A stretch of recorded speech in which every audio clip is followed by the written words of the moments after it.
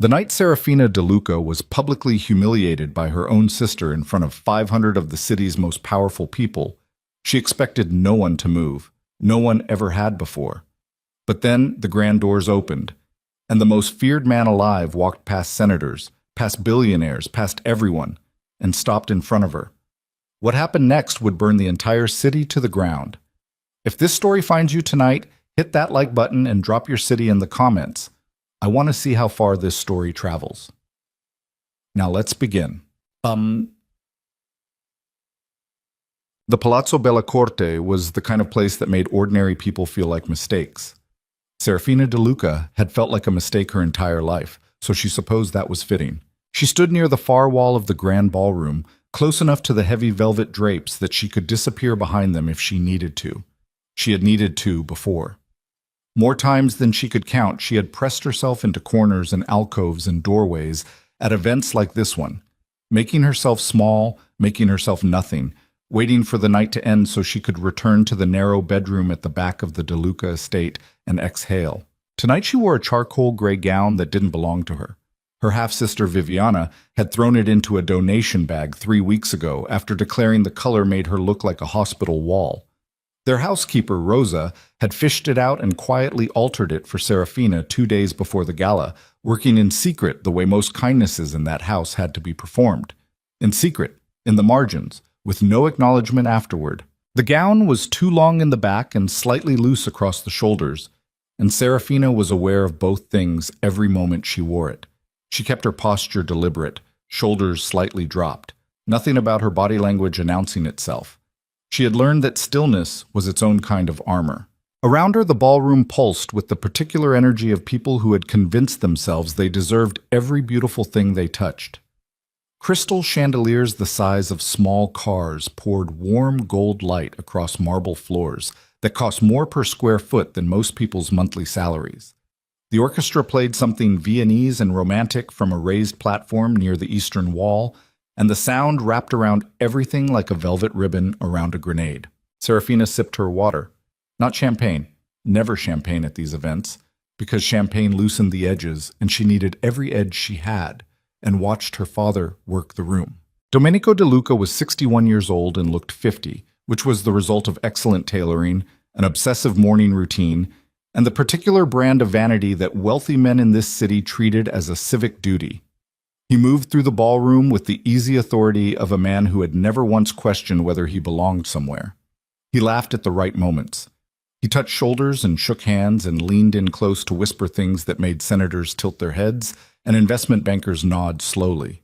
He had not looked in Serafina's direction once since they arrived. That was normal. That had always been normal. She told herself it didn't land anywhere sensitive anymore and mostly believed it. Viviana was easier to locate because Viviana always positioned herself at the geometric center of whatever room she entered. 28 years old, tall, built like a sculptor's ideal of feminine authority, wearing a white gown that probably cost more than Rosa made in 6 months. Her dark hair was pinned up in a way that looked effortless and had taken 2 hours. She stood surrounded by the city's young elite, the sons and daughters of the same billionaires and crime-adjacent businessmen who orbited their father, and she laughed and touched arms and tilted her head at the exact angle that made people lean toward her. Viviana had a gift for making people feel chosen. It was the most dangerous thing about her. Serafina watched her half-sister the way you watch weather, not with feeling, with calculation. Knowing what was coming was the only control she had. The night was going according to its usual script. She would stay near the walls. She would be invisible. Her father would conduct his business. Viviana would conduct her performance. And at 11 o'clock, Serafina would find the family driver and disappear into the back seat of the car and press her forehead against the cold window glass and breathe. That was the plan. Then the champagne happened. She didn't cause it. She needed to be clear about that, even in the privacy of her own skull, because clarity was the only thing she had left after years of being blamed for weather. She was moving along the edge of the room, trying to reach the corridor that led to the restrooms, when a waiter cut across the crowd at exactly the wrong moment, and his tray tilted, and 3 full flutes of champagne arced through the air in a perfect catastrophe of timing. 2 of them hit the floor. 1 of them hit Viviana's white gown. The sound Viviana made was not loud. That was the terrifying thing. It was quiet. A single sharp intake of breath that somehow cut through the orchestra and the conversation and the crystal clink ambiance of the entire ballroom like a blade through silk. And then Viviana turned. She turned slowly, the way people do when they already know who they're going to find responsible.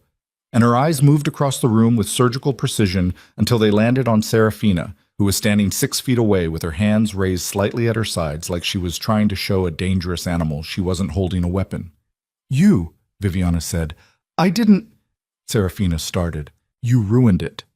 Viviana's voice had climbed now, and the people nearest to her had gone quiet, and the quiet was spreading outward the way fire spreads across dry grass.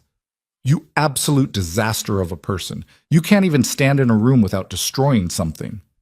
The waiter— "Don't." The word landed like a door slamming. "Don't you dare!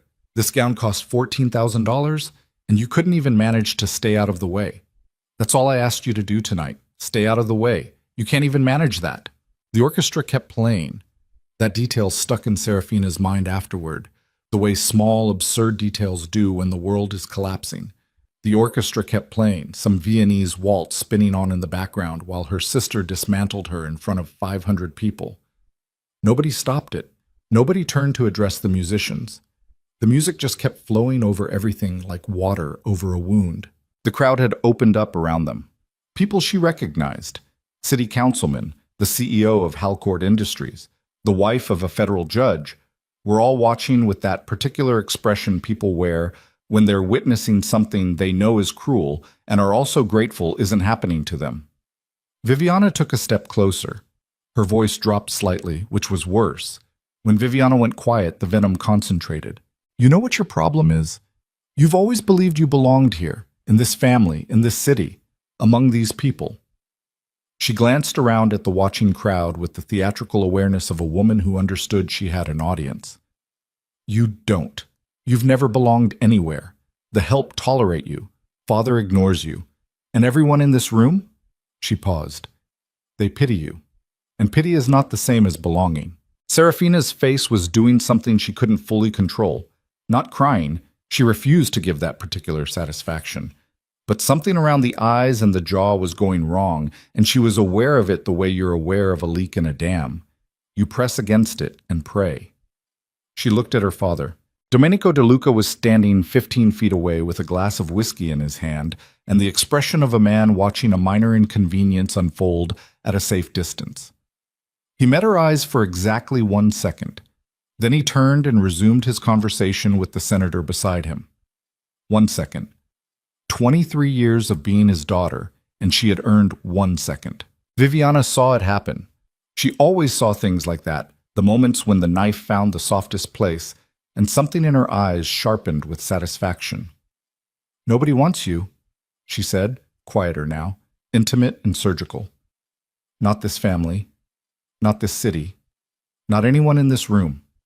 You are the thing we keep because throwing you away would require acknowledging you exist." The silence after that was different from the silence before it. The before silence had been the silence of people watching something uncomfortable. The after silence was the silence of people who had just witnessed something they weren't sure they should have. The orchestra had finally, mercifully, shifted into something different, a slower piece, as if even the musicians understood the room had changed. Serafina stood in the center of it. She was 25 years old. She had a bachelor's degree in accounting that she'd earned while working part-time because her father refused to pay for an education he considered unnecessary for someone he'd already written out of his future. She had 3 friends, all of whom lived in other cities. She had a bedroom in her father's house with a lock on the inside that she'd installed herself. She had survived every single day of her life in this family by being invisible and strategic and careful, and still somehow the glass of champagne found her anyway. She was not going to cry. She was going to breathe. She pulled air in through her nose slowly, held it, released it through her mouth. Once, then again. Her hands were shaking slightly at her sides, and she pressed them flat against the skirt of Viviana's discarded gray gown and looked at a fixed point on the marble floor 3 feet in front of her and breathed. The grand doors at the top of the staircase opened. She didn't look up immediately. Why would she? The doors had been opening and closing all night, but the sound of the room changing reached her even with her eyes down. The particular shift in ambient noise, that happens when something commanding enters a space. Conversations that had been restarting after Viviana's performance stopped again. The restarted whispers stopped, the subtle repositioning of bodies that people do instinctively when something predatory enters the room. She looked up. Lucien Moretti descended the staircase like he'd been carved specifically to make beautiful rooms feel small. She knew who he was. Everyone in the city knew who he was.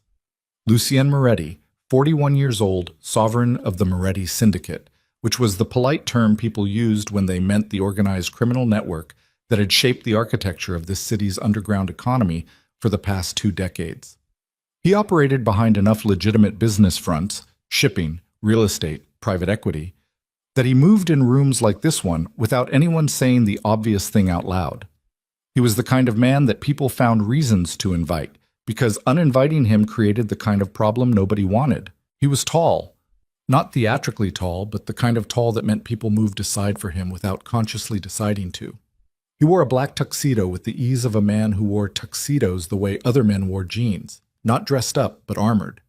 His jaw had a scar that ran from below his left ear to the edge of his chin, pale against dark stubble. And rather than diminishing him, it did the opposite. It made him look like someone who had survived something that should have finished him and had opinions about it. His eyes moved across the ballroom with the particular quality of absolute assessment. Not curiosity, not admiration, evaluation. The eyes of a man who walks into rooms and categorizes everyone in them within seconds. People moved aside. Not dramatically, not with bowing or visible fear, just the natural tide of bodies creating space, the instinctive physics of power. Viviana noticed him. Of course she noticed him. Viviana noticed every man who entered a room above a certain threshold of authority or attraction, and Lucien Moretti cleared both bars without effort. Serafina watched her half-sister shift her weight slightly, angle her body toward the staircase with the unconscious adjustment of a compass needle finding north.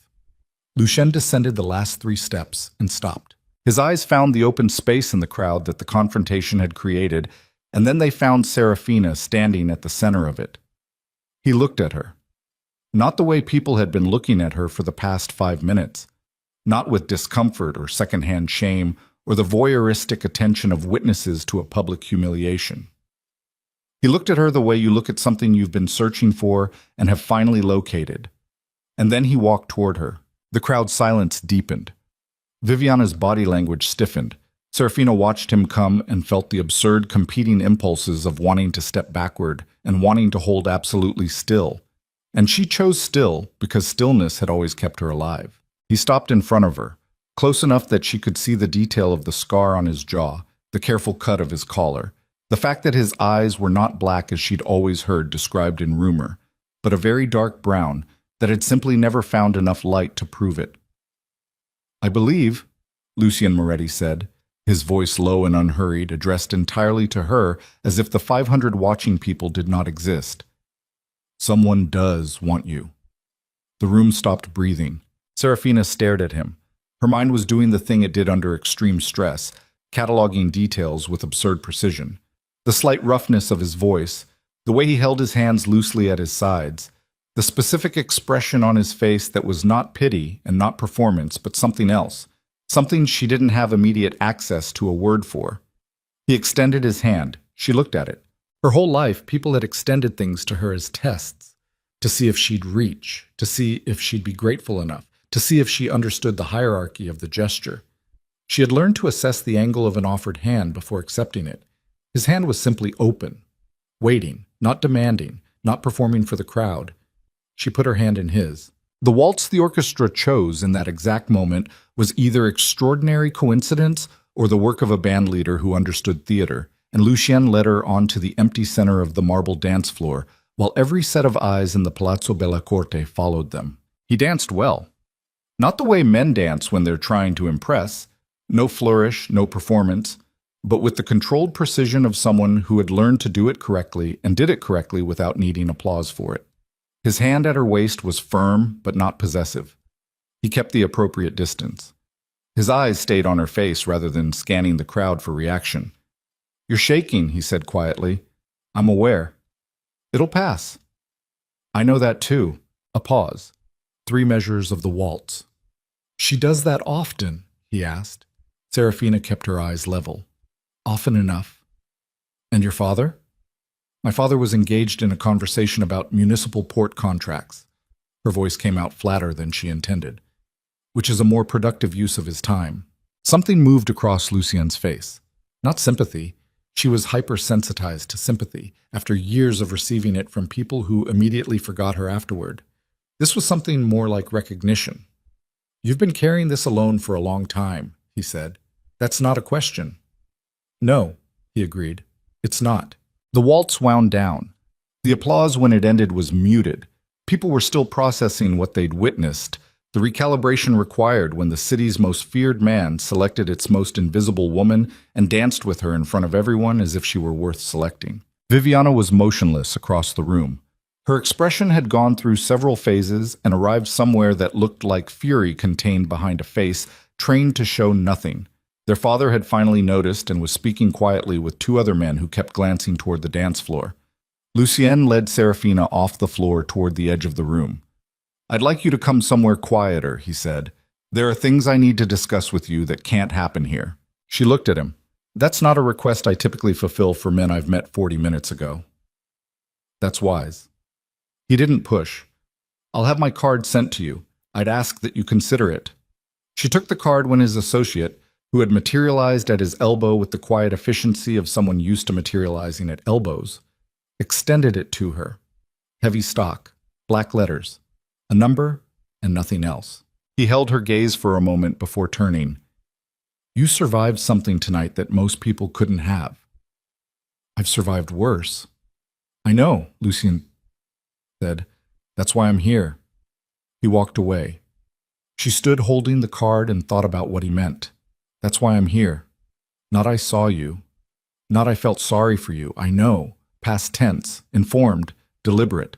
The gala continued around her. Viviana reclaimed her orbit of admirers with a speed that suggested practice.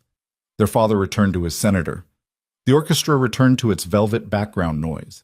Serafina pressed the card between her fingers until the edge cut slightly into her palm and stood at the wall where she had always stood and thought about the word I know and what would have to be true for a man like Lucien Moretti to use it.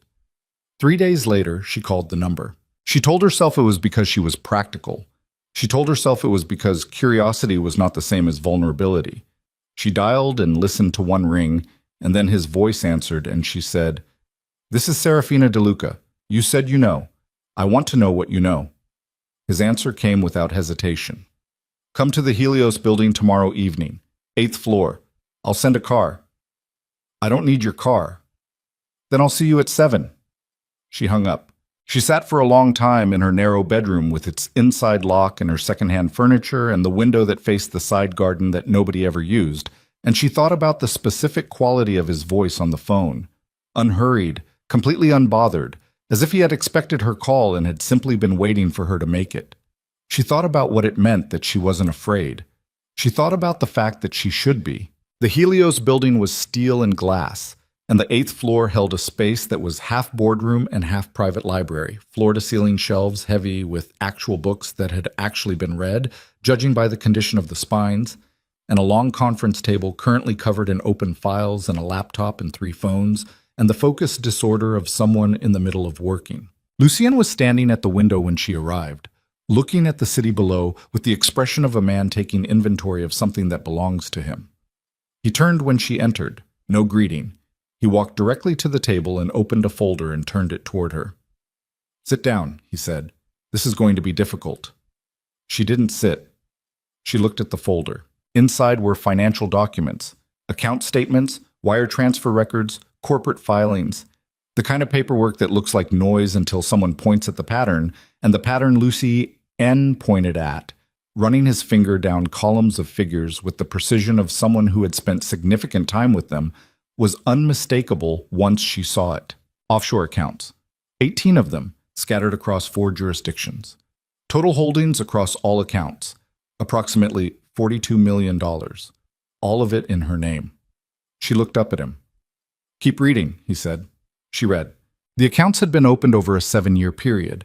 The earliest one established when she was 18, without her knowledge. using a copy of her identification documents that she had never provided to anyone she could account for. The most recent one opened 14 months ago.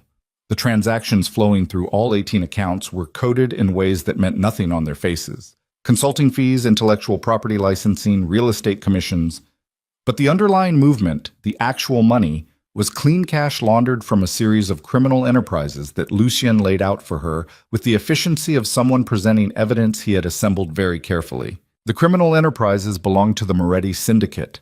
Her father had been stealing from Lucien Moretti for 7 years and parking the money in accounts that bore her name and her signature. Forged with skill, forged consistently, forged in ways designed to make her the visible liability if anyone ever looked. She sat down. Not because he'd told her to, because her legs required it. The signatures, she said, forensically confirmed as forgeries last month. We have 3 independent analysts. He turned another page in the folder. The identification copies used to open the accounts were obtained from your father's home records.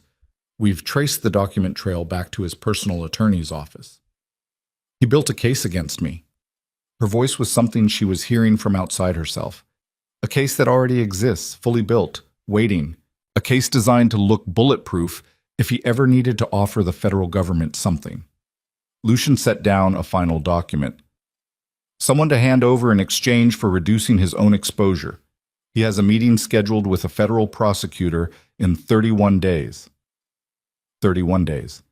She stared at the document. The number sat on her chest like a stone. You've known about this, she said carefully. For how long? About the accounts, 14 months. About the meeting with the prosecutor, 3 weeks. Then why am I sitting in this room right now? Why not? She stopped, restructured. What do you want from me? He sat down across from her. He folded his hands on the table in the way of a man who has learned to hold himself very still when he needs to be heard clearly. I want to dismantle what your father built, he said. The accounts, the documentation, the arrangement he has with Vale's network that feeds the money flow. All of it. He looked at her without blinking. I could do it without you. I've considered that option. But your father has protections in place that require access I don't have. And I do. You have his name, his address, his trust, to the degree he trusts anyone. He paused. And you have enough of his financial structure in your own records, legitimate records, tax filings, a joint account from when you were a minor, to move in spaces my people can't. She was quiet for a moment. You're asking me to help you destroy my own family, she said. I'm asking you to help me dismantle the trap they built around you before it closes. His voice was level. What happens to them in the process is a consequence of what they chose to build. The silence in the room was different from the silence at the gala. That silence had been the silence of witnesses. This silence was the silence of 2 people sitting at the edge of a decision that would change the shape of everything. And if I say no? She asked. Then you walk out of here tonight, and in 31 days, your father hands a federal prosecutor $42 million of evidence that traces back to your name and your forged signature, and the best lawyer in the country has a very difficult job. He wasn't cruel about it. He stated it the way you state weather. You have my word that I won't accelerate that timeline regardless of your decision. I'm not in the business of coercing people. She looked at him. For the first time, she was trying to find the lie, the hidden clause, the angle, the thing underneath the thing. She was good at finding those. She had spent her whole life looking for them in the people who were supposed to protect her, and finding them and adjusting accordingly. She looked at Lucien Moretti for a long time. What does this actually cost me? She said. Time. Probably 6 months, possibly longer. You'd need to learn things. He was matter-of-fact about it. How we operate. How to read the financial architecture of what your father built. Enough about self-protection to keep yourself safe while you're doing it. Self-protection, she repeated. Physical safety, yes. She thought about the 31 days. She thought about the forged signatures. She thought about the 7 years it had taken to build the trap she was currently sitting inside, and the fact that for 7 of those years she had been in the same house as the man who was building it and had never once suspected. She thought about 1 second, the length of time her father had held her eyes before returning to his conversation about port contracts. I want full access to everything you've documented, she said. Every account, every transaction record. every piece of forensic analysis. If I'm going to be involved in this, I need to understand the complete picture. That's reasonable. And I want it understood that any decision about what happens to my father and my sister goes through me. Not just my input, my decision. Something shifted in his expression. Not displeasure, something more like respect, quiet and unannounced. Agreed, he said. She looked at the $42 million in forged accounts that bore her name and thought about the girl who had stood in a ballroom wearing her half-sister's discarded dress, trying not to exist too loudly, and felt something shift in her chest. Not courage. Not yet. Something earlier than courage. The specific sensation of a person who has been standing in a burning room finally accepting that there is no door she hasn't already tried. Then I'm in, Serafina DeLuca said. Outside the window, the city spread in every direction, lit up and indifferent, and full of people who had never known her name. She thought about how that was going to change. She thought about what she was agreeing to, and what it required, and what it would cost in ways neither of them could fully predict yet. She thought about Viviana's voice. Nobody wants you. She picked up the first document from the folder and began to read. The first document she read that night was 43 pages long, and by page 12 her hands had stopped shaking. That surprised her. She had expected the shaking to get worse as the picture clarified, the way pain intensifies when you finally look directly at a wound instead of working around it. But something happened in the space between recognizing the trap and understanding its architecture. Something that felt less like fear and more like the cold, functional clarity that descends when there is simply too much to process for emotion to remain the dominant operating system. She read every page. Lucien sat across the table and let her read without interruption, which she noted. Most men in rooms like this one filled silence with themselves. He refilled her water glass once without asking and otherwise remained still, working through something on his own laptop with the focused quiet of a person comfortable in parallel concentration. By the time she set the last page down, it was past 10 o'clock, and the city outside the window had shifted into its nighttime register. Fewer moving lights, more stationary ones, the particular amber stillness of a city that never fully sleeps but changes its rhythm after dark. The attorney, she said, the one whose office the identification copies traced back to. His name is in here? Carver Ellison. He's been your father's personal attorney for 16 years. I know him. She kept her voice neutral. He came to my university graduation. He brought a card with $50 in it and told me I had my mother's eyes. Lucien looked at her. My mother left when I was 4, she said. He knew that. He knew it would land wrong, and he said it anyway and watched my face. She straightened the edges of the document stack with both hands. I always thought he was simply cruel. Apparently he was also a criminal, which is at least a more interesting explanation. Ellison has been coordinating the account maintenance for the past 3 years. Before him, it was a paralegal in his office who we believe was acting without full knowledge of what she was handling. We've left her out of our documentation. Why? Because she's 26 years old and has a kid, and was probably told she was processing legitimate offshore investment structures. He said it simply, without moral performance. Destroying people who don't deserve it doesn't serve the objective. Serafina filed that away. The specificity of the distinction, the deliberateness of choosing who to spare, told her something about how he operated that the financial documents hadn't. What do I need to learn first? She said. He closed his laptop. How to read our internal ledger system. It's structured differently from standard accounting, deliberately, for obvious reasons. And the cross-references between your father's accounts and our records are the foundation of everything else. He paused. It'll take you a week to get functional with it, possibly less given your background.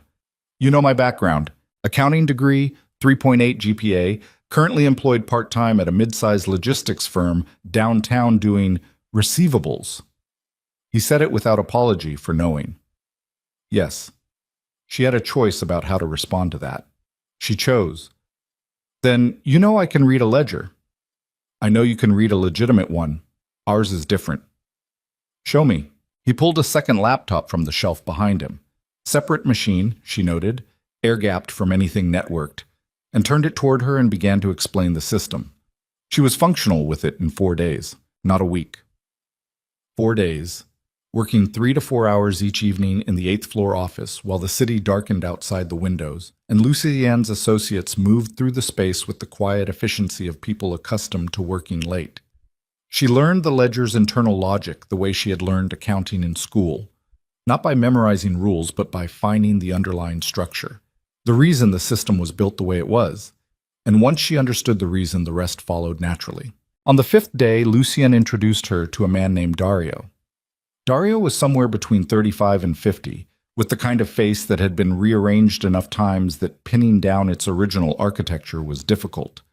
He was the syndicate's head of physical security training, and he looked at Serafina the way an experienced contractor looks at a wall someone has asked him to reinforce, not unkindly but without sentiment about the current condition of the wall. "You've never fired a weapon," he said.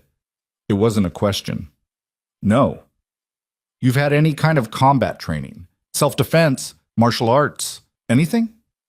"I took 6 weeks of a women's self-defense class at the community center when I was 22. "What did you learn?" "How to break a nose with a palm strike and where the femoral artery is." Something moved across Dario's face that was close to approval. "That's 2 more things than most people know. We'll start tomorrow." The basement level of the Helios building contained a shooting range that was sound insulated well enough that you could fire a .45 and hear nothing from the elevator lobby above. It smelled like gun oil and recycled air and the particular metallic residue that powder leaves on everything. Serafina spent her first morning there learning how to hold a gun without flinching, which turned out to be the majority of the first morning. She flinched. She flinched at the first shot, at the third, at the 7th. The recoil went up her wrists and into her elbows, and rattled something in her shoulders that she hadn't known was a thing that could be rattled. And Dario stood beside her and said nothing after each shot and waited for her to reset and try again. By the 15th shot, she had stopped flinching. By the 42nd, she had put 4 out of 6 into the target's center mass from 15 feet. Dario retrieved the target paper, looked at it, held it up. 4 out of 6 at 15 feet on day 1. He set it down. "You have spatial instinct. That's not something I can teach. We'll work with it." She drove home that night with her palms sore from recoil and her ears ringing through the industrial-grade ear protection, and she sat in her narrow bedroom and looked at her hands on top of the covers and thought about the 4 holes in the center of the paper target and felt something she couldn't immediately name. Not pride, exactly. Something more uncomfortable than pride. The sensation of a capability she hadn't known existed, surfacing. She was back in the basement at 7 the next morning. 3 weeks in, she made her first mistake. It wasn't a catastrophic mistake. It was the kind of mistake that looks small in the moment and only reveals its weight afterward, when you can see what it opened. She was cross-referencing a series of wire transfers in the syndicate's ledger against her father's offshore account records, trying to establish the exact date range during which the diversion scheme had been operational, when she found a secondary account structure she hadn't seen before. Not in her name. In Viviana's. Smaller holdings, 9 million across 6 accounts, and a different transaction pattern, less sophisticated, shorter timeline, but present. She brought it to Lucien that evening. He looked at the documentation for a long time without speaking. "You knew," she said. "I knew there was a secondary structure. I wasn't certain of its full scope until you knew when you came to the gala." Her voice stayed even by effort. "You knew Viviana was involved before you walked across that ballroom." "Yes." The single syllable sat between them. "You chose not to include it in the initial briefing," she said. "I made a decision about sequencing." He met her eyes. "You were already processing a significant amount. I assessed that adding your sister's involvement in the first meeting increased the probability of what? Of me walking out?" The evenness in her voice was developing an edge. "You made a decision about what I could handle without asking me what I could handle. That's accurate." "Don't do that again." The directness of it seemed to land. He was quiet for a moment, and the quiet had a different quality than his usual silences. Less neutral, more considered. "Agreed," he said. She looked at Viviana's account documentation. $9 million. The account's oldest record dated to 4 years ago, which meant Viviana had been 19 when the first account was opened, which meant she had been recruited into this, or had volunteered for it, while Serafina was still living in the same house, still eating dinner at the same table 2 nights a week, still believing in some diminished corner of herself that family was a thing with any structural integrity at all. She was 19, Serafina said. Yes. Did she understand what she was part of? Lucien was precise about it. The documentation suggests she understood enough. Whether she understood everything, he paused. I don't think that changes the legal reality. I didn't ask about the legal reality. He looked at her. Then I don't know. I'm not in the business of reading motivations I can't document. She thought about Viviana at 19. She thought about the specific dynamic of a beautiful, ambitious young woman in a household ruled by a powerful and ruthless man. And she thought about the difference between choosing and being shaped toward a choice until it feels like choosing. She thought about whether she was making excuses for a person who had stood in front of 500 people and said nobody wants you, and decided the two things could both be true. That Viviana had been cultivated into this, and that she had also done it, and that both facts mattered. She set the documentation down. Everything, she said. From now on. I see everything as it exists, not as you've decided I'm ready for it. Understood. They worked until 2 in the morning. The mistake came not from what she found, but from what she did with it. 3 days later, coming out of the Helios building's parking structure, she ran into Rosa, her father's housekeeper, the woman who had quietly altered a discarded dress so Serafina would have something to wear to a gala she hadn't been properly outfitted for. Rosa was 63 years old and had worked in the DeLuca house for 22 years and was one of the few people in Serafina's life who had ever performed an uncomplicated kindness without wanting something for it. Rosa was standing on the sidewalk with 2 bags of groceries and the particular expression of someone who has recognized a person they weren't expecting to see and doesn't know yet whether to be pleased about it. Miss Serafina. She looked at the building Serafina had just exited, at the logo by the door, back at Serafina. What are you doing here? I have a consulting arrangement, Serafina said, which was true technically. She had told her father the same thing, that she was picking up freelance accounting work, which explained her absences from the house. Financial work, it's nothing dramatic. Rosa's eyes went back to the building logo. The Helios Group. The legitimate face of the Moretti Syndicate's business operations. The name was not unknown in the city. Your father asked about you this morning, Rosa said carefully. Asked where you've been spending your evenings. Serafina's chest did something. What did you tell him? That I didn't know. That you come and go. She paused. He asked me to pay attention. The 2 women looked at each other on the sidewalk with the grocery bags between them, and the complex arithmetic of loyalty and history, and who owed what to whom moving silently through the air. Rosa, Serafina said. I don't want to know, the older woman said quietly. Whatever it is, I don't want to know. She picked up her bags. Be careful, Miss Serafina. Your father is not. He has not been himself lately. There are men coming to the house I don't recognize. She met Serafina's eyes for a moment, with the direct, uncomplicated concern of someone who has watched a child grow up in a difficult house and made her own private decisions about what that child deserved. Be very careful. She walked away. Serafina stood on the sidewalk and cataloged what had just happened. Her father was tracking her movements. He had asked Rosa to observe.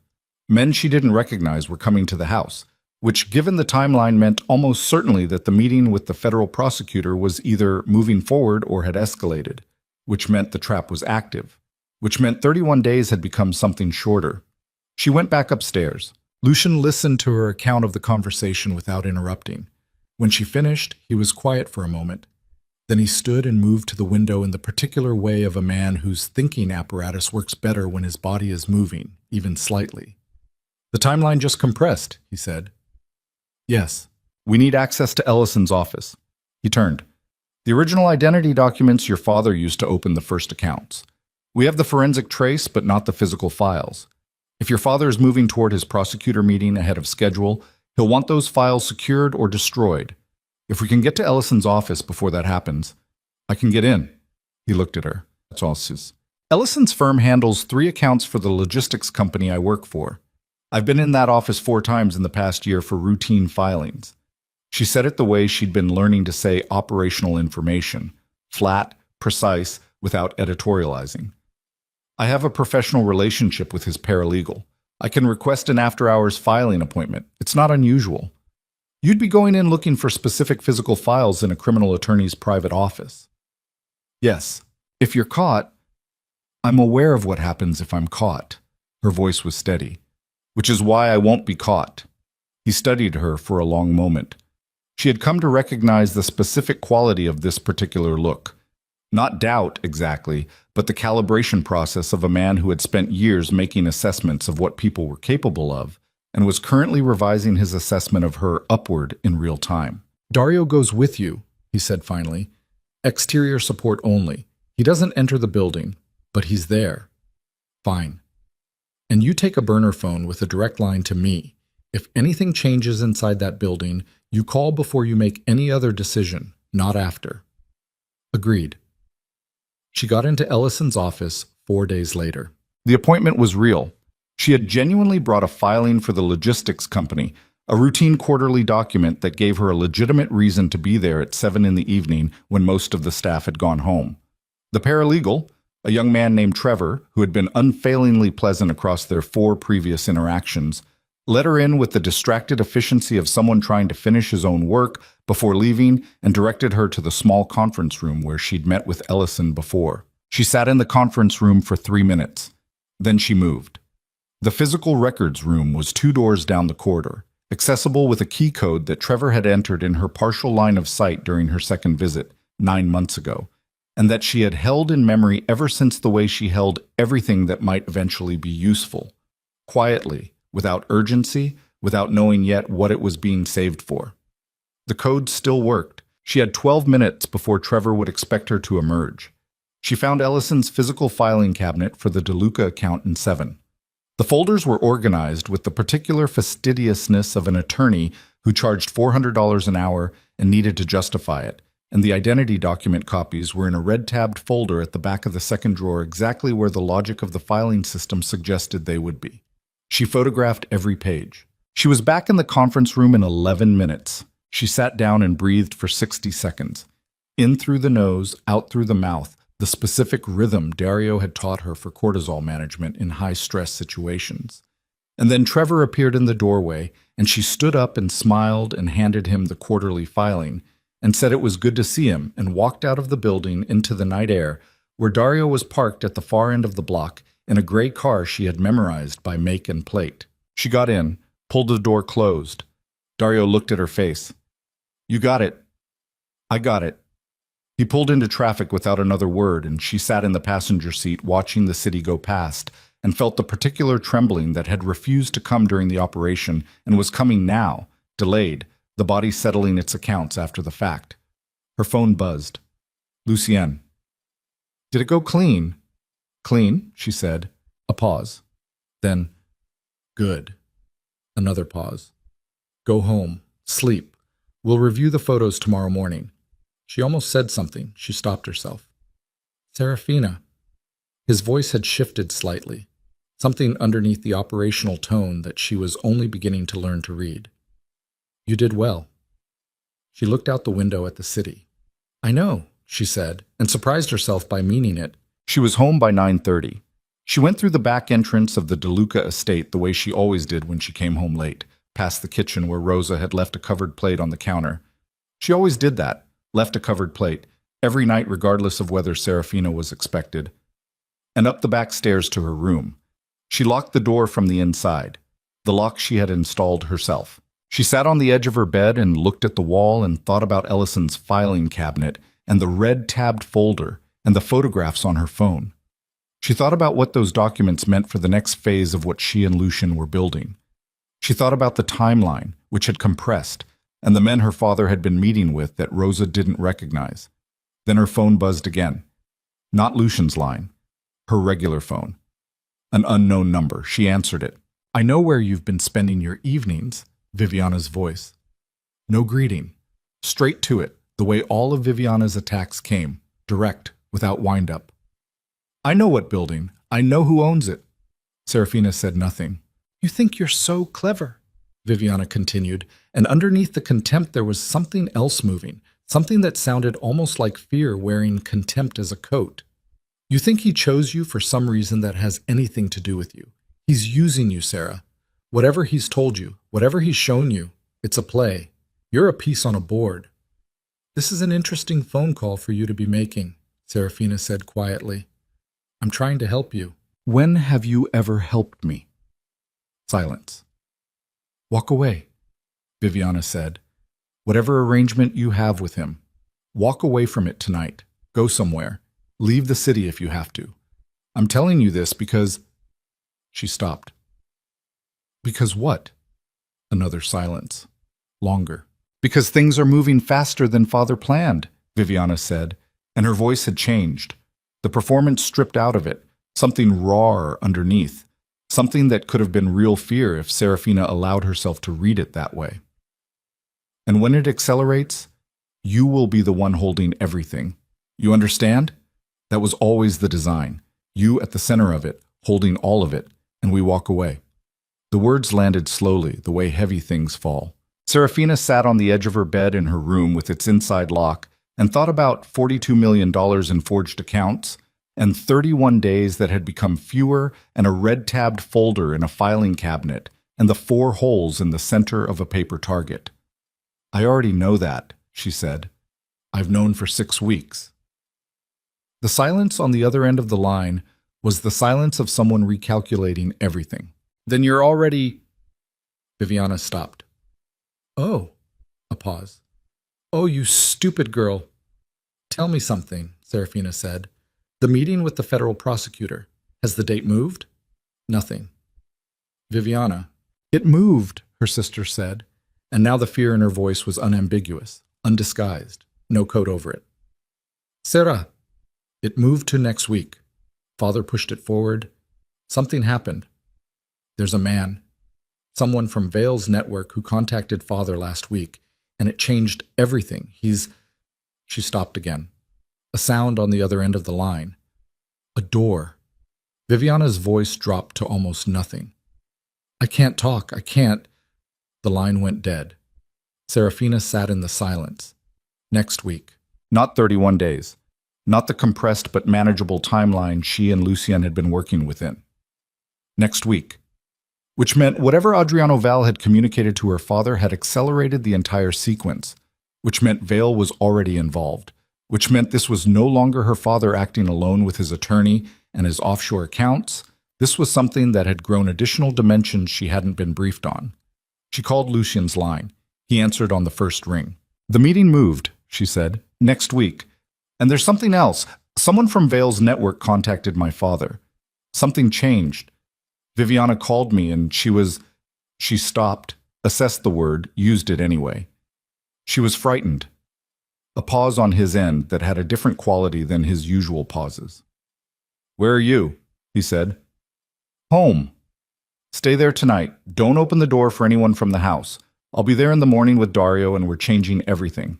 Lucien, everything we've built assumes a timeline that no longer exists. His voice was controlled, but underneath the control something had shifted, something operational and cold. Adriano Val contacting your father changes the geometry of this entirely. If Vale is moving against me through your father's federal exposure, then what we've been treating as a financial dismantlement just became something significantly more dangerous. She understood what he meant. She understood it in the specific way she had learned over 6 weeks to understand the layered implications of things he said. Not just the words, but the architecture beneath them. If Adriano Val was involved, this wasn't just about the money. Vale wanted Lucien Moretti removed from the board entirely. And her father, with his prosecutor meeting and his $42 million in forged accounts, and his daughter's name on all of it, had just become the instrument. She put the phone down and sat in the dark room with the inside lock and looked at her hands, which had stopped shaking 6 weeks ago in a basement shooting range after the 42nd round, and thought about the specific moment a situation stops being dangerous and becomes something without a clean word for it. The door to her bedroom moved, not opened.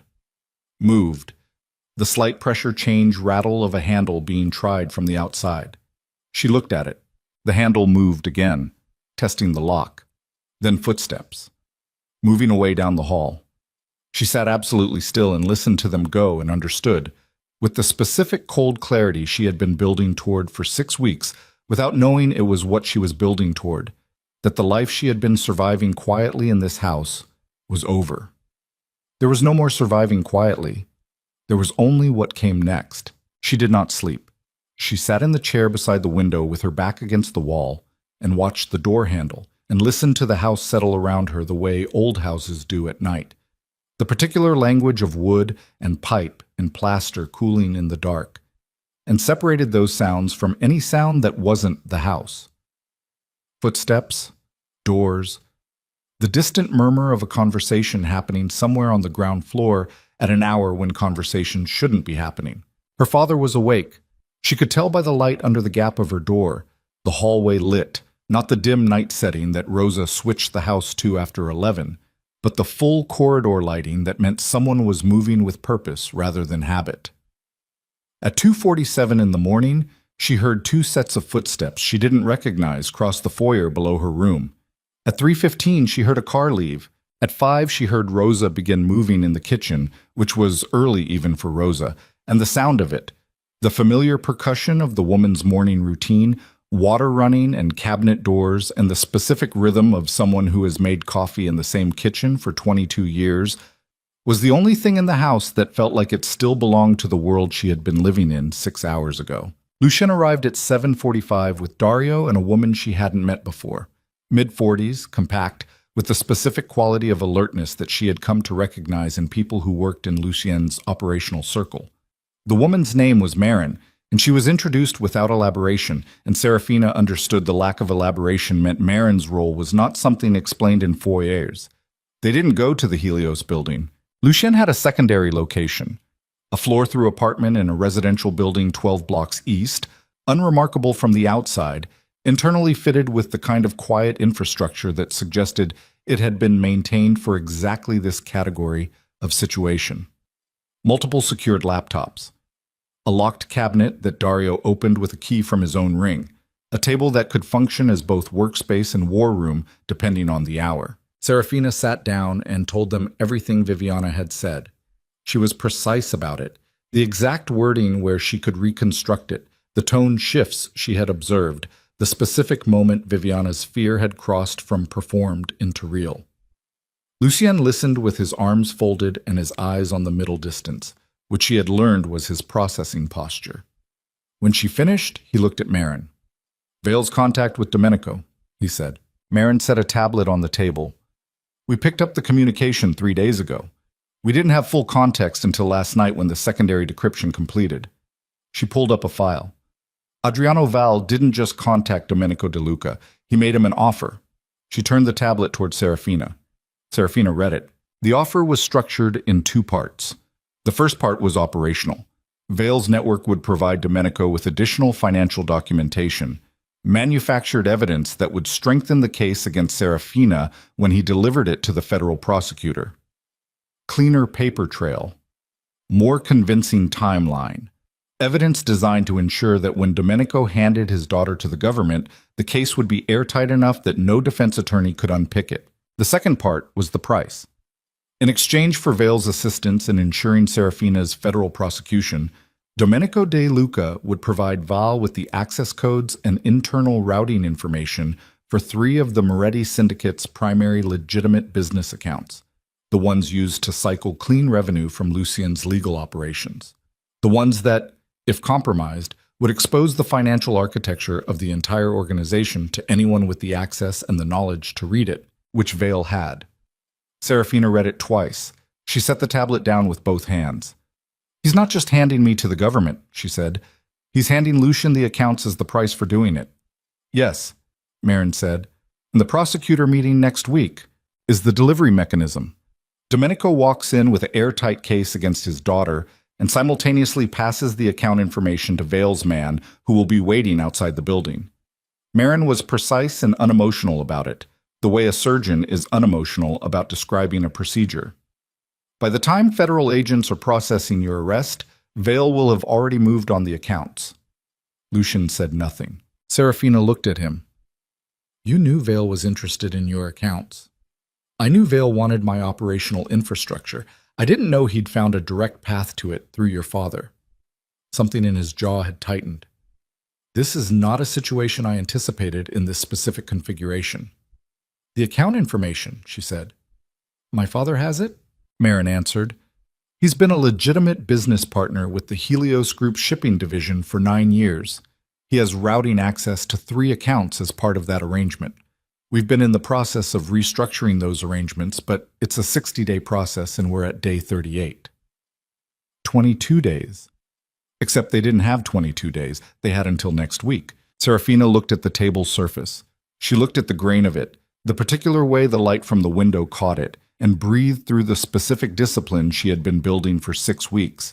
The practice of not letting the totality of a bad situation collapse into panic, of isolating the components, of finding the one thread that could be moved. The manufactured evidence Vale is providing, she said. Where does it come from? Marin and Lucian exchanged a look. We don't have that yet, Marin said. When can you have it? 12 hours, maybe less if... Get it. She looked at Lucian. Because if the case against me depends on evidence that Vale manufactured, then the chain of custody on that evidence traces back to Vale's network. And if we can document where it came from and how it was made... It poisons the entire prosecution, Lucian said. He looked at her the way he had looked at her in Ellison's office, that recalibration look, and this time it had a different quality. Not just revision upward, something that looked like it was costing him something to feel. You'd be documenting a conspiracy between your father, Vale's network, and a federal prosecutor. You'd need to hand that documentation to a different federal authority. Yes, she said it flatly. Someone who isn't the prosecutor my father has already compromised. We'd need someone clean. I have a contact in the FBI field office, Marin said carefully. Someone who has been, she glanced at Lucian, someone with whom we have a historical arrangement that has remained productive. Serafina noted the careful language. She noted it and filed it and moved past it because the architecture of Lucian's relationships with law enforcement was a conversation for a different hour. Then we need 3 things before that meeting happens, Serafina said. She was aware of her own voice in the room. The specific register it had arrived at. Not the voice she'd used at the gala, not the careful managed flatness of a woman trying not to take up too much space. Something different. We need the provenance of Vale's manufactured evidence. We need documentation of the conspiracy between my father and Vale that predates any federal filing. And we need my father's account access credentials for the Moretti routing numbers so we can change them before the meeting happens. Dario, who had been standing near the door in the specific posture of a man who is security rather than strategy, said, The credentials, how do you get those?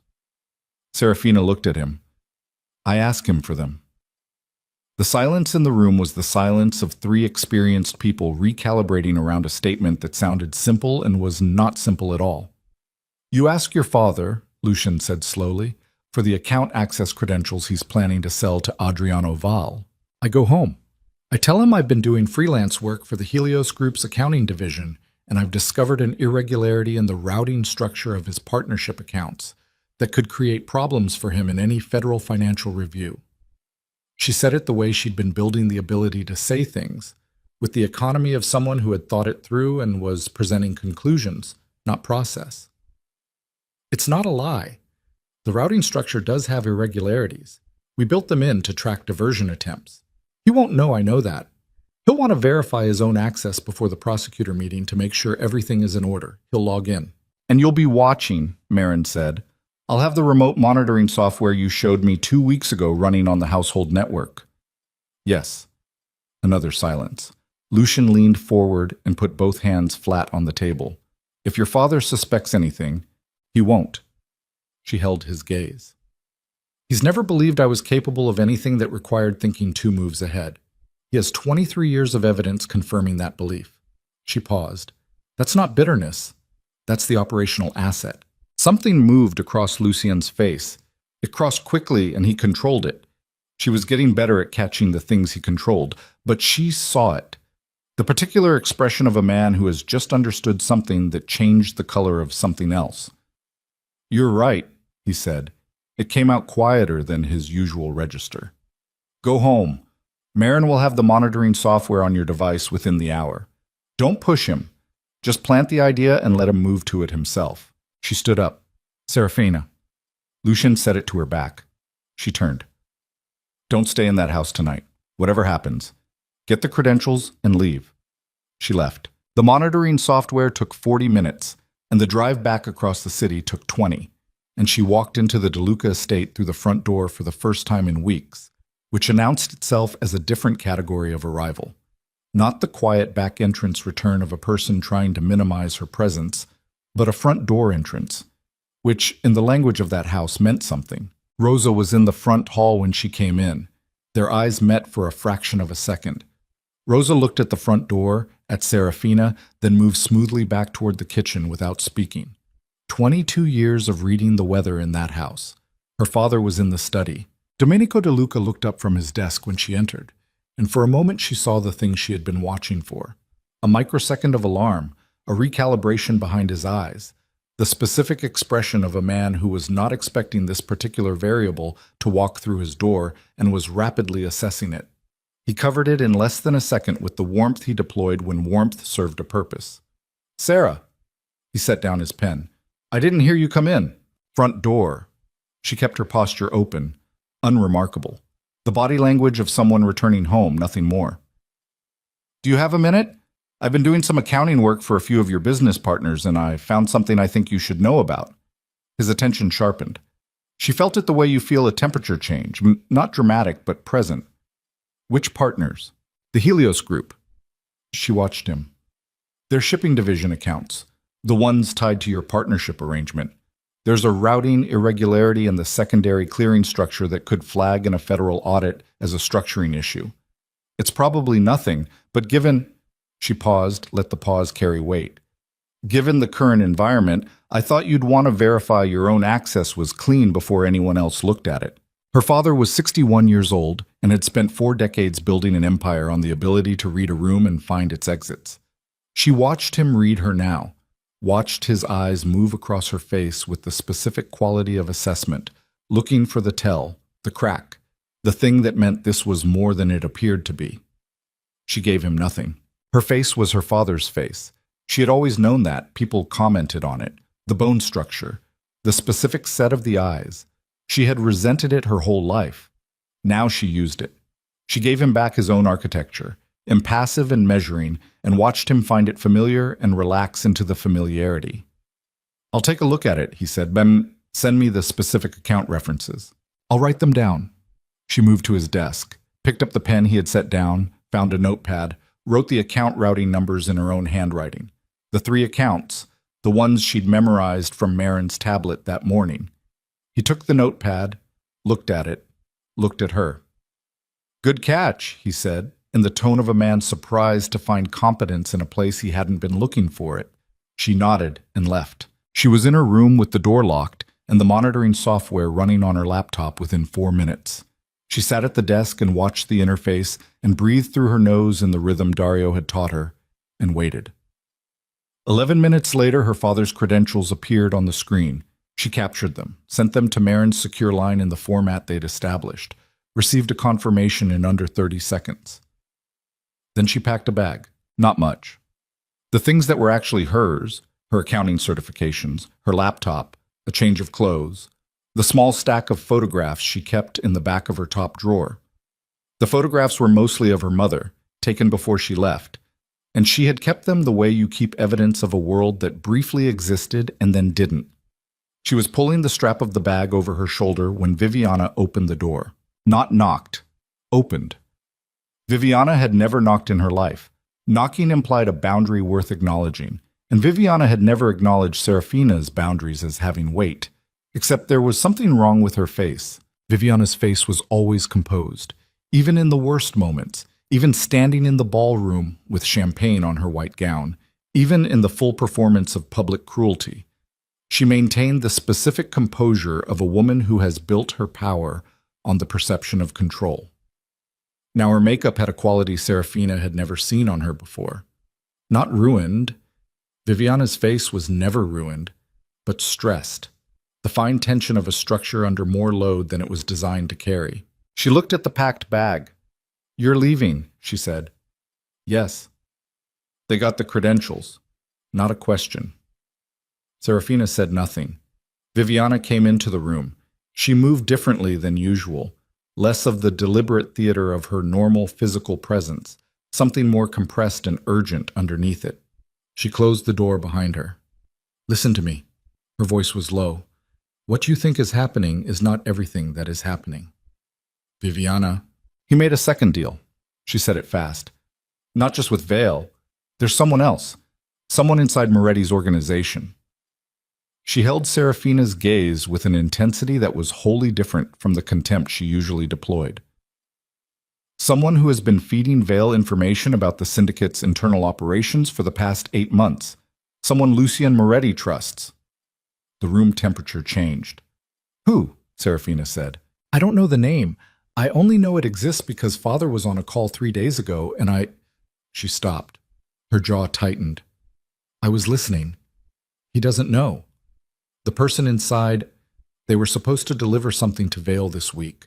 Something that makes the account access credentials secondary. Something bigger. What is it? I don't know. Viviana's voice had reached the register of actual fear now, stripped of every layer. Sarah, I don't know, but Father was laughing on that call in the way he laughs when he believes something is already finished, already done. She looked at the packed bag again. Wherever you're going, whatever you've built with Moretti, there is a person inside it who is already taking it apart. Serafina stood very still. She thought about the past 6 weeks, the 8th floor of the Helios building, the air-gapped laptops, the basement shooting range, the secondary apartment that morning. The small circle of people she had come to know, Dario, Marin, the 2 associates whose names she had learned but whose functions she had only partially understood. She thought about Lucien's voice on the phone the night before. Everything we've built assumes a timeline that no longer exists. She thought about who else had known that timeline, who had been present for every strategic conversation, who had access to the operational architecture she'd spent 6 weeks learning to navigate. How long have you known there was someone inside? She said. Viviana's answer took a half-second too long. 3 days. You called me last night. You told me things were accelerating. You didn't mention this. I was... She stopped. You were deciding, Serafina said, whether it was more useful to tell me or to hold it. Viviana didn't deny it. The 2 women looked at each other across the narrow bedroom where Serafina had spent years being invisible and small, and Serafina felt the specific sensation of a world rearranging itself into a configuration she hadn't been prepared for. Not fear, past fear, something beyond it, the particular clarity that arrives when the last possible version of safety has been removed. Get out of this house tonight, Serafina said. What? Take whatever you need. Go somewhere Father doesn't know about. She held her sister's eyes. Because when this collapses, and it is going to collapse, everyone standing inside it goes down with it. And you know enough about what he's done that you have a choice about which side of that you're on. Viviana stared at her. You're protecting me, she said, and her voice had something in it that Serafina had never heard from her before. Something raw and bewildered, the sound of a person encountering something their existing map has no category for. I'm telling you what I know, Serafina said. What you do with it is yours. She picked up her bag and walked out. She was 3 blocks from the house, moving fast through the morning cold with her phone already dialing Lucian's number, when the call connected and she said without preamble, There's someone inside your organization feeding Vale information. 8 months. I don't have a name. The silence on his end lasted 2 seconds. 2 seconds was a long time for Lucien Moretti. Where are you? His voice was controlled in the specific way of someone controlling something that wants very much not to be controlled. 3 blocks from the house. Walking. Keep walking. Don't stop anywhere. I'm sending Dario. Lucien, how confident are you in the source? She thought about Viviana's face, the makeup underload, the specific quality of fear that doesn't perform itself. Confident enough, she said. Another pause. Does your source know who it is? No, but they know it exists. Yes. She heard him exhale. Not quite a breath, more the precise, controlled release of a man reconfiguring something internally while keeping his exterior architecture intact. 8 months, he said, almost to himself. Yes, a longer pause this time, and inside it she understood what he was processing. 8 months was specific. 8 months ago was a specific moment in the operational history of the Moretti Syndicate, and whatever had happened in that moment, whatever access point had opened, he knew what it was. She could hear the knowing of it in his silence. "Who was brought into the organization 8 months ago?" she said. He didn't answer immediately. "Lucien?" Her voice was sharp. "Don't make the same mistake you made with Viviana's accounts. Don't sequence what I'm ready for." A pause. "Marin," he said. The name landed in her chest like something physical. Marin, who had been in the apartment that morning. Marin, who had shown her the monitoring software 2 weeks ago. Marin, who had the contact in the FBI field office. The contact they had been about to use as the centerpiece of their entire counter strategy. Marin, who now had the account credentials Serafina had sent to her 40 minutes ago on a secure line. "The FBI contact," Serafina said. "Is Vale's man," Lucien said. "Yes, I think so. Yes." She stopped walking. She stood on the sidewalk in the morning cold and looked at the street in front of her.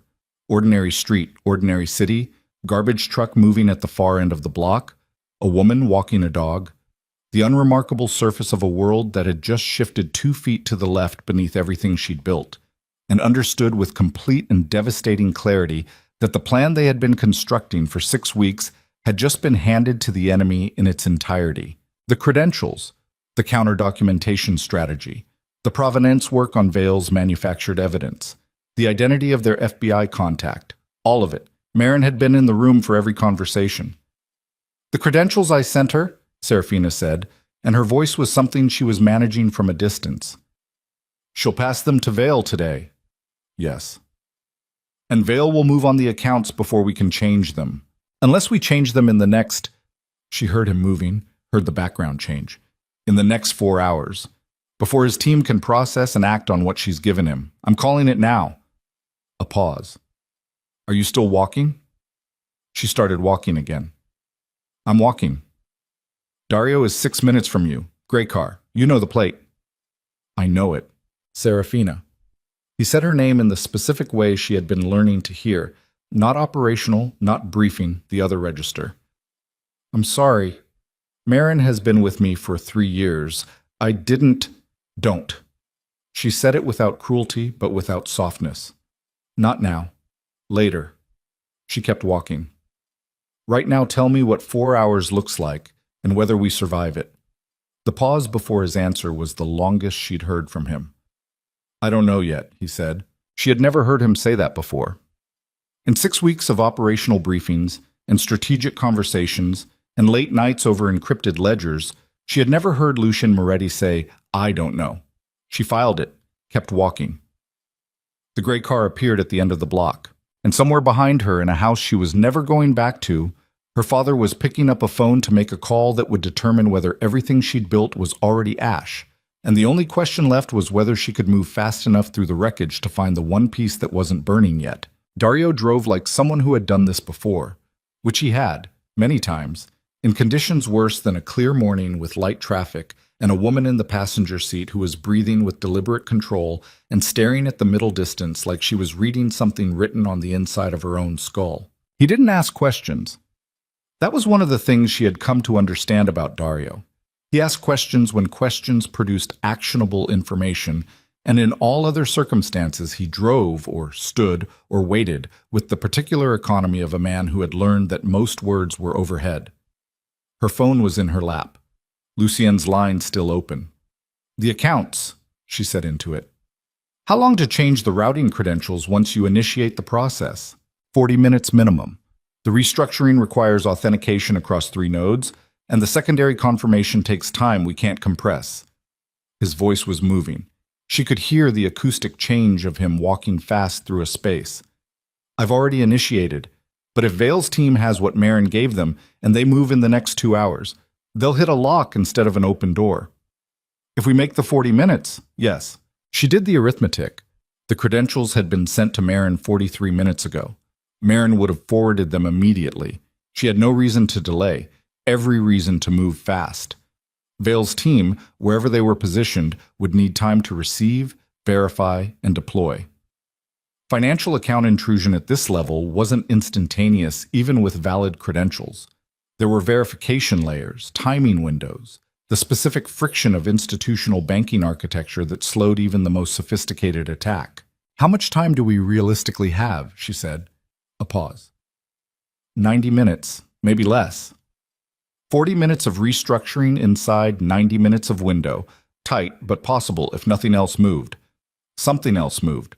Her secondary phone, the burner, the one with the direct line, buzzed with a text from a number she didn't recognize. 4 words. "Father is calling Vale." She stared at it. Not Viviana's number. Different. She looked at the prefix, the pattern of the digits, and understood in the specific way she had been developing for 6 weeks. The pattern recognition that came from reading financial documents with fraudulent architecture long enough that deception started announcing itself. It was from a number inside the DeLuca house, Rosa's personal phone. She showed it to Dario without speaking. He glanced at it and looked back at the road. "Lucy Chien," she said into the open line. "My father is contacting Vale right now." 3 seconds of silence. "Vale will tell him the credentials have been received," Lucien said.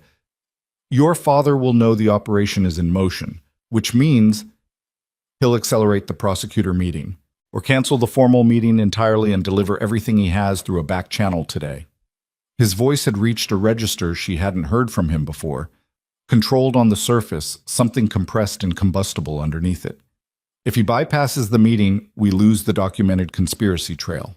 We have the account records, we have Ellison's files, but without the meeting as the delivery mechanism, we lose the clean chain of evidence that then we have to make sure the meeting happens on schedule, she said. A pause.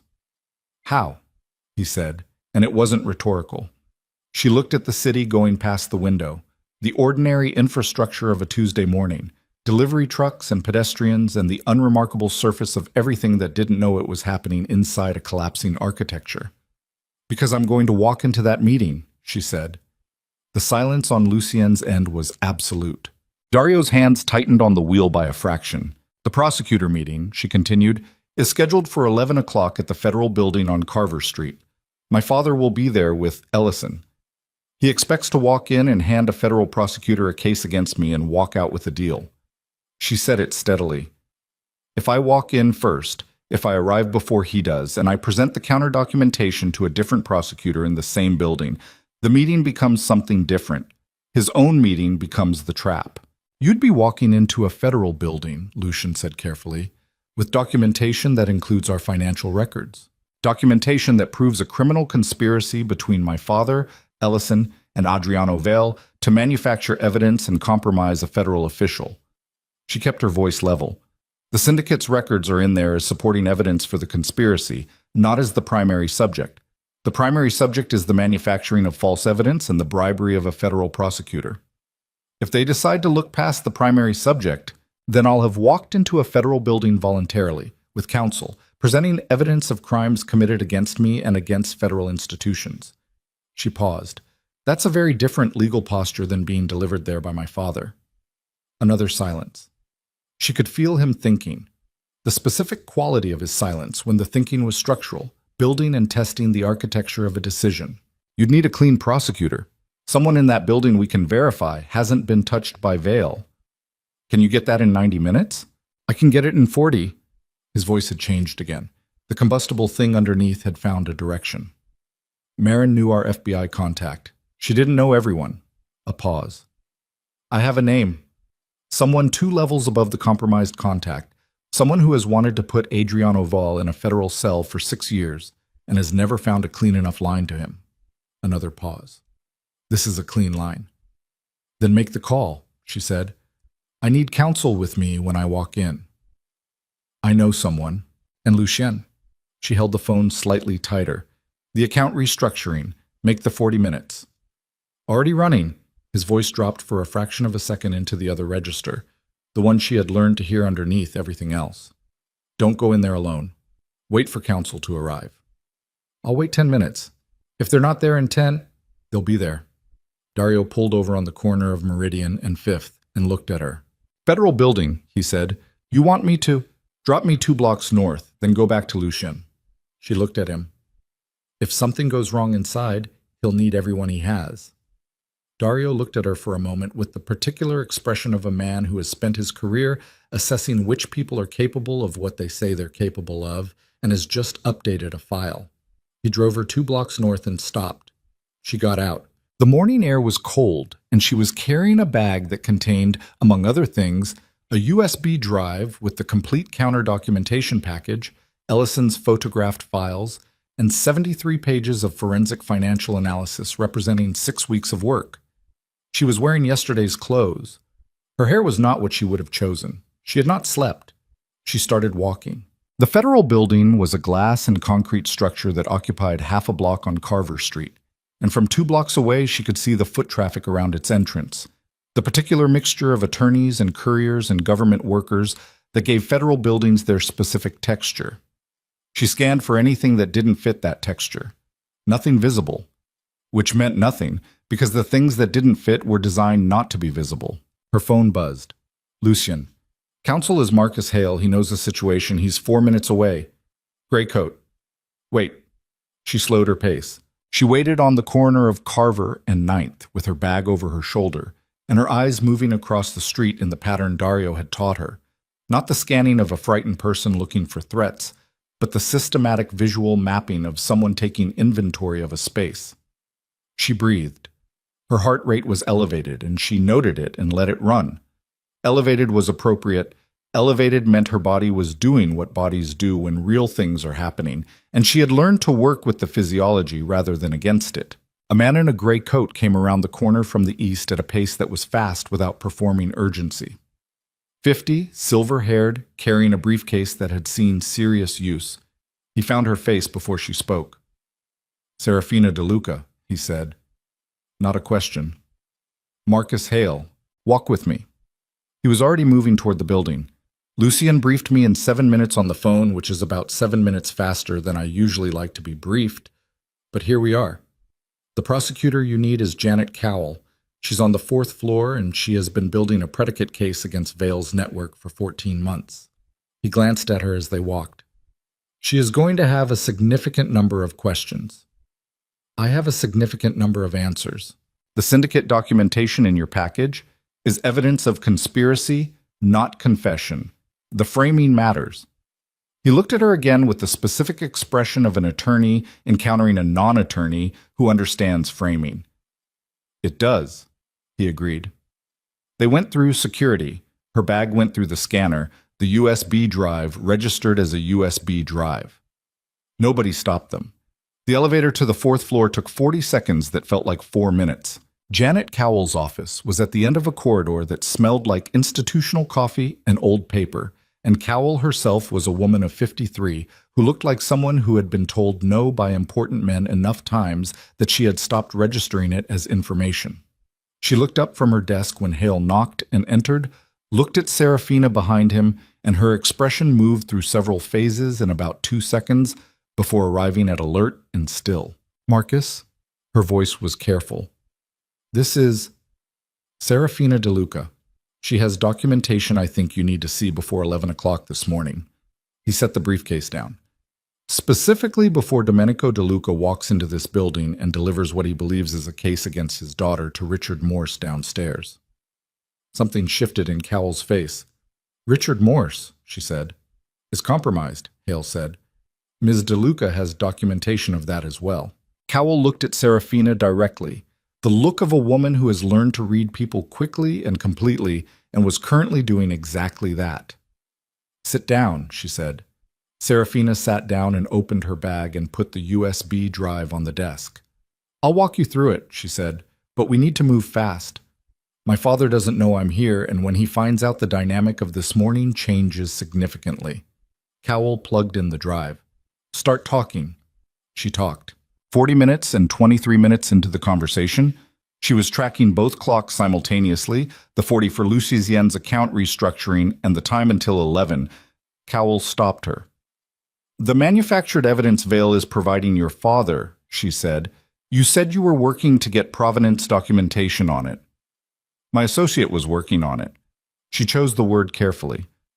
I've been out of contact for the past 2 hours. Cowell looked at her. Is that associate's reliability in question? One associate's reliability is in question, not all of them. Hale, who had been sitting quietly through the briefing with his briefcase open and a yellow legal pad filling steadily, looked up at that. He had questions about it that he was appropriately not asking in front of a federal prosecutor. Cowell's phone rang. She looked at the screen, looked at Serafina, and answered it. 3 seconds of listening. Her face did something controlled and brief. "Hold him downstairs," she said. "Don't tell him anything, just hold him." She hung up. She looked at Serafina. "Your father just walked into this building." The room reconfigured. Serafina looked at the clock on Cowell's wall. 10:47, 13 minutes early. She thought about Rosa's text, "Father is calling Vale," and understood that her father had received confirmation from Vale that the credentials were in motion and had decided to accelerate every timeline simultaneously. He had moved everything 13 minutes early. "The account restructuring," she said, and reached for her burner phone. Lucien answered before the first ring finished. 22 minutes remaining on the restructuring. We're going to make it. My father just walked into the federal building. A pause. How far into the restructuring? 18 minutes short. The specific silence that followed was the silence of a man running the arithmetic of 18 minutes against the speed of Vale's account intrusion team and arriving at a number he didn't like. "I'll make some calls," he said. "Buy time if I can." She put the phone down and looked at Cowell. "If my father completes his meeting with Morse downstairs in less than 20 minutes, she said, "the account information he's passing through Morse to Vale becomes live before we can lock it." Cowell understood the implications in under 2 seconds. How much is at risk in those accounts? Enough to dismantle the operational infrastructure of a significant legitimate business network. She held the prosecutor's gaze. Which is what Vale wants, not the money, the infrastructure. He wants to collapse the Moretti organization's legal operations so that the criminal investigation that follows creates leverage over... She stopped. Assessed. Over a significant portion of this city's economic architecture, which I can explain in detail at length, but not in the next 18 minutes. Cowell stood up. "I'm going downstairs," she said. She looked at Hale. "Keep her here." She looked at Serafina. "Don't leave this office." She walked out. Serafina sat in the chair across from the empty desk and looked at the USB drive still plugged into the computer and listened to Hale breathing beside her and watched the clock. 14 minutes. She thought about Lucien in some room she hadn't seen, making calls she couldn't hear, working the 18-minute gap with whatever leverage he still had after 6 weeks of an operation that had just lost one of its 3 primary people to the other side. She thought about Marin, who had sat across from her in the secondary apartment that morning with the particular alertness of someone carrying information in both directions. And she thought about the quality of professional betrayal, how it didn't feel like anything from the outside, how it wore the same face as loyalty until the specific moment it didn't. She thought about what 8 months of that looked like from Lucien's side. 3 years, he'd said. 3 years Marin had been with him before the 8 months. 3 years of earned trust being the exact thing that made the 8 months possible. She understood that. She understood it in the specific register of someone who had spent 23 years believing in a family that was building a case against her. The shape of long betrayal. The way it retroactively recolors everything that came before it. Hale said quietly, "You're doing well." She looked at him. "I've done a lot of these," he said. "People walk into federal buildings with evidence packages under extreme duress and they do one of 2 things. They hold together or they don't. You're holding together." "I don't have the option not to," she said. "Everyone has the option." He looked at her steadily. "You're choosing not to take it. That's different." She looked at the clock. 11 minutes. Her phone buzzed. Not the burner. Her regular phone. Unknown number, different from the one Viviana had used, and she answered it because unknown numbers had started carrying information she needed. It was Viviana. "He knows you're in the building." Her voice was compressed and fast. "Vale called him when you went through security. Someone in the lobby. There's someone in the lobby who..." A sound, movement. "Sarah, Morse already has the information. Father passed it before he walked in. It wasn't the meeting. The meeting was the cover. He passed everything to Morse yesterday. The meeting today is just the..." The call cut. Serafina sat with the dead phone in her hand and felt the floor of the plan she had built drop away beneath her. The meeting was theater. The actual handoff, the account information, the manufactured evidence against her, the compromised prosecutor's deal, all of it had happened yesterday. The meeting at 11 was a performance designed to create a documentary record of a legitimate whistleblower approach, the kind of clean official surface that made everything underneath it harder to challenge. Everything she had brought to Cowell this morning, the counter-documentation, the conspiracy evidence, the provenance work on Vale's manufactured files. It was real, it was solid, but the action it was designed to intercept had already happened 12 hours ago. She stood up. Hale said, "Serafina, the account information is already with Vale." She was moving. "It was passed yesterday. The meeting today is cover, which means the 18-minute window doesn't exist." She looked at him. "The window closed last night." She called Lucien. He picked up and she said it in one sentence, and the silence afterward was 4 seconds long, and she had never heard 4 seconds from Lucien Moretti that sounded like that. "Then Vale is already moving on the accounts," he said. His voice had a quality she hadn't heard before. Not the controlled combustion of earlier, but something colder, the sound of a man arriving at the place past options where only one thing is left. "Yes, I can stop the intrusion if I'm physically at the primary node server." He said it with the flatness of stating a fact he hadn't wanted to arrive at. "There is a manual override that requires biometric authentication. It can't be done remotely." A pause. "The server is at the Helios building, where Marin knew the building, where Vale's people would know to go." "How many people does Vale have in position?" she said. "I don't know yet." He paused. "Dario is with me. I have 3 others." "Then go." She was already walking toward Cowell's door. "Go now, and I'll meet you there." "You're in a federal building. Cowell has everything she needs from me. The case is in her hands." She pushed through the office door into the corridor. "Lucien, go." She was running. Down the corridor, past the rows of offices with their institutional lighting and their government-issue furniture, past a man in a suit who turned to look at her. And she didn't slow down. To the elevator, which was occupied, and the stairs, which were right there. And she took the stairs 2 at a time, with her bag slamming against her hip, and her breath going ragged by the 2nd floor, and her legs burning by the 1st floor lobby. She came out of the stairwell into the lobby and saw 2 things simultaneously. Her father, standing 20 feet away near the security checkpoint with Carver Ellison beside him, in the process of being intercepted by Janet Cowell and 2 federal agents who had materialized with the specific purposefulness of people acting on instruction. And a man near the east entrance, large, still, wearing a courier jacket that fit wrong across the shoulders in the specific way that meant something was under it, who was looking not at the scene with Domenico De Luca, but directly at her. He had found her face in under 2 seconds. She had found his in 1. He moved first toward the exit, which meant he was a message being sent. Not a threat to her, but a presence that had been positioned to confirm she was here, to relay that confirmation to someone outside, and then to leave. She moved without deciding to. She crossed the lobby in 8 strides, caught the man at the east door, grabbed his arm, and said in a voice that was quieter than the lobby noise required, "Who sent you?" He looked down at her hand on his arm. He was 8 inches taller and 70 pounds heavier, and he looked at her with the specific expression of a man encountering resistance he hadn't anticipated from this particular source. "Let go," he said. "Who sent you?" He pulled his arm free. She held on. He turned toward her fully, which was a mistake because it took his body out of the exit trajectory, and she moved into the space that created with the specific geometry Dario had drilled into her over 6 weeks, not fighting him, redirecting him. And his back hit the wall beside the door. Security was moving now. She could see them in her peripheral vision. Good, she needed them moving. "Val sent you," she said. "You're going to tell the federal agents who just started walking toward us that Vale sent you, or you're going to have a very interesting conversation about why you're in a federal building with a firearm under a courier jacket." He looked at the approaching security. He looked at her. The particular calculation of a man whose position has been completely inverted, running across his face in real time. She stepped back. Let the security arrive.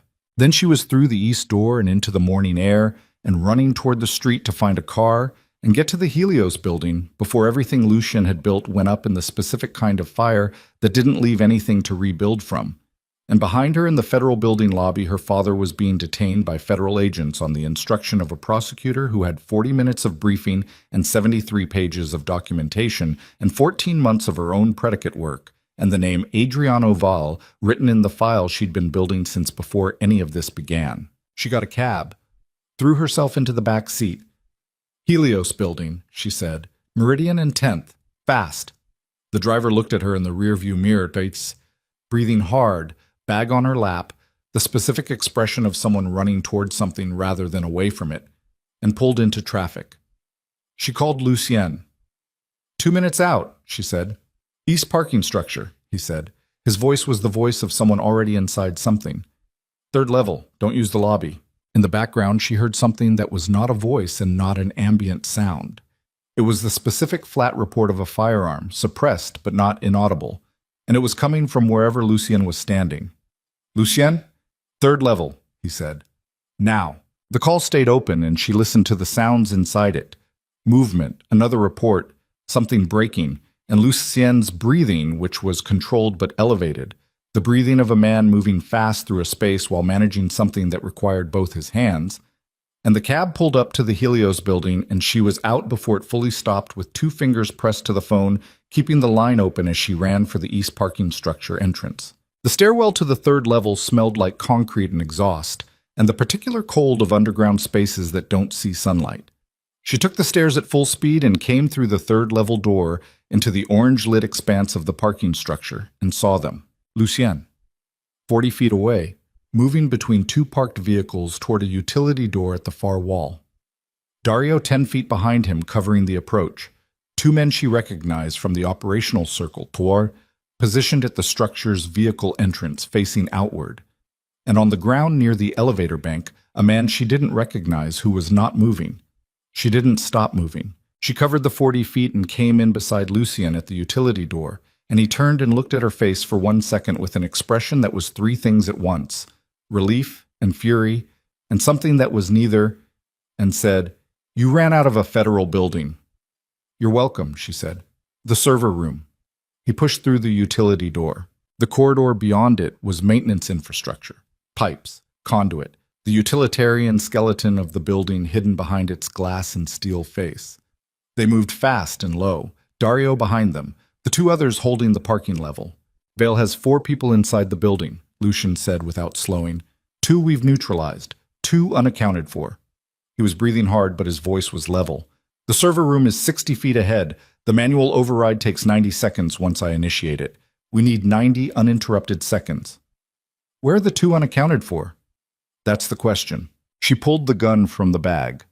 The Glock she had been trained on for 6 weeks in a basement range that smelled like gun oil, the one she had put 4 out of 6 into a paper target on day 1, and held it the way Dario had taught her, 2-handed, slightly low, ready to come up. Lucien looked at it, looked at her.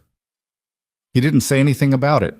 They came around the corner toward the server room door and found one of the 2 unaccounted for men standing in front of it, and everything that happened in the next 4 seconds happened the way Dario had told her things happen. Not in slow motion, not with the space to think, but in the compressed immediacy of instinct running faster than decision. The man at the door raised his weapon. Lucien was already moving left, drawing the man's aim, creating the geometry of a split-second choice that the man made wrong. Tracking the larger threat, the one he knew, the one his training told him was the primary target. Serafina stepped right. She fired twice. The sound in the enclosed corridor was enormous. Not the contained report of the basement range, but something that hit the walls and came back.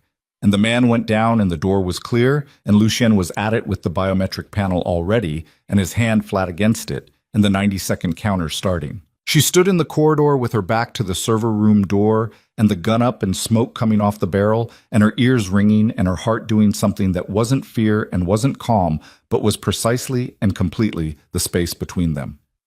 Dario came up beside her, his own weapon out, facing the corridor. "The second one," he said.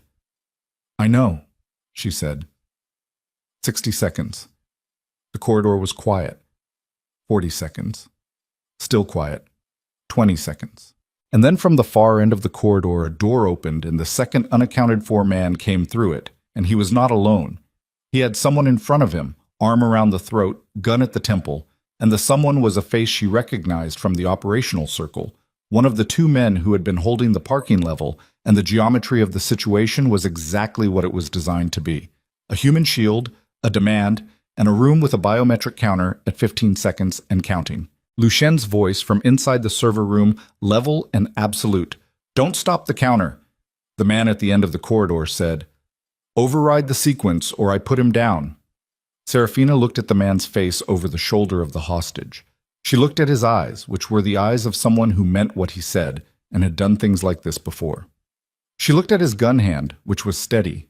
She looked at his stance, which was professional. She looked at the hostage's face, which was the face of a man who was terrified and trying not to show it, and failing. 10 seconds, the man said, "Last chance." 5 seconds. She held the gun level and looked at the 12 feet between them and thought about 42 shots in a basement range and 4 holes in the center of a paper target and the specific geometry of a man whose gun hand was visible over a hostage's right shoulder. And she thought about what Dario had told her on day 4 when she asked how you make a shot like that. You don't think about the hostage. You think about the 3 inches of target and you put the bullet in the 3 inches of target. 3 seconds. She fired. The server room behind her went silent. Then Lucien's voice, quiet and certain in the ringing aftermath. "It's done." The man at the end of the corridor folded. That was the word for it. He didn't fall the way she had imagined men fell, with the cinematic backward arc of dramatic gravity. He folded. The gun hand dropped first, the knees buckled at an angle that wasn't quite vertical, and the hostage stumbled forward out of the collapsing geometry of the grip that had been holding him. The shot had gone where she had aimed it. 3 inches of target between the hostage's shoulder and the curve of the wall. The hostage, she remembered now that his name was Theo, that he was 29, that he had a child in elementary school, went down on his knees in the corridor and didn't get up immediately. He put both hands flat on the concrete floor and breathed in the specific way of a man whose body had just been told it was not going to die and was processing that information at its own pace. Dario moved past her down the corridor, weapon raised, kicked the gun away from the folded man's hand, checked the pulse, and looked back at her with a small flat shake of his head. She lowered her own gun. Her hand started shaking. Not before, after. The body's accounting. Lucien came out of the server room behind her and stopped. He didn't speak immediately. He took in the corridor. The second body, Theo on his hands and knees, the residue of cordite in the air, Dario crouched checking a pulse that was no longer there. And he looked at her standing in the middle of all of it with a Glock she had fired 3 times in the last 6 minutes, for the first 3 times outside of a training environment. He crossed to her. He put one hand on the back of her neck, not hard, just there, anchoring her to a fixed point in the world. He didn't say anything. He stood beside her in the residue of what had just happened and let her shake. And after a long moment, she breathed in through her nose the way Dario had taught her. 5 seconds, hold, 7 seconds out. And the shaking slowed to something she could carry. "The accounts," she said, "locked." His voice was lower than usual, close to her ear. Vale's intrusion team hit a wall at 14 seconds past the override. They have nothing. Marin will be addressed. She looked at him. The phrasing was deliberate. Addressed, not the harder word. She understood the choice. Lucien Moretti was a man who had spent 6 weeks treating her like someone capable of being told the truth and was not now going to stop. But he was also a man who had spent 3 years with Marin, and what would happen to Marin was a calculation he had not finished making in front of her. She didn't press it. There would be time. Sirens were beginning somewhere outside the parking structure. The specific wail of federal response, not local police. Janet Cowell's work. The corridor would be processed in under 15 minutes by people with badges and protocols and questions. "We need to be out of this corridor," Lucien said. Now. They were out of it in 90 seconds. Lucien's people knew the building's maintenance architecture the way the building's architects didn't, and the route out brought them through a series of service passages that emptied into a sub-basement parking level where 2 vehicles were already waiting. Dario went into one with Theo and the 2 operational men. Lucien and Serafina went into the other. She sat in the passenger seat with the gun still in her lap. Lucien drove. He didn't go far. 6 blocks. He He pulled into the underground garage of a residential building she hadn't seen before. Newer, glass and steel, the architecture of recent money, and parked. He sat with his hands on the wheel for a long moment and didn't move. "Serafina," he said. "I know." "Do you?" She thought about it. The corridor, the 3 shots, the folding man, the hostage on his hands and knees, the specific moment her finger had decided independently of her conscious thought to apply the 4 pounds of pressure required by the Glock's trigger pull. "I will," she said. He looked at her. "That's the right answer," he said quietly. He took her up to an apartment on the 11th floor that she had also not seen before. It was sparsely furnished and clearly maintained for purposes like this. Temporary occupation, low profile, defensible. He poured her a glass of water and sat her down at the kitchen counter and made her drink the whole glass before he said anything else. And she understood that this too was operational discipline. The body needed water after adrenaline. He was treating her the way he would have treated any of his people coming out of a sustained engagement, and the impersonality of the care was its own particular kind of care. She drank the water. "Tell me what happens now," she said. He sat down across from her. "Janet Cowell has your father, Carver Ellison, and the documentation package," he said. "She has 14 months of her own predicate work on bail. Within 48 hours, she will have federal indictments for at least 6 people, including Richard Morse, who will not survive the disclosure of his compromise. Your father will be charged with wire fraud, conspiracy to commit wire fraud, identity theft, conspiracy against the United States, and bribery of a federal official." A pause. "His attorneys will keep him out of a cell for approximately 90 days. After that, he will not be in a position to negotiate." Viviana. Viviana's accounts and her involvement are documented in the package. She will be charged. Whether she serves time depends on the choices she makes in the next 2 weeks. Cowell's office will offer her cooperation in exchange for testimony against your father and Vale's network. He looked at her. "She has more useful information than she's likely to give willingly. The decision about how hard to press her is not mine to make."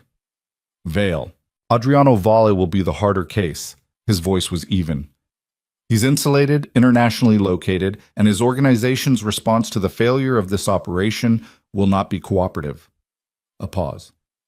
"But the manufactured evidence trail, the recordings of his communication with your father, and Marin's eventual testimony will create the structural foundation for federal action against him.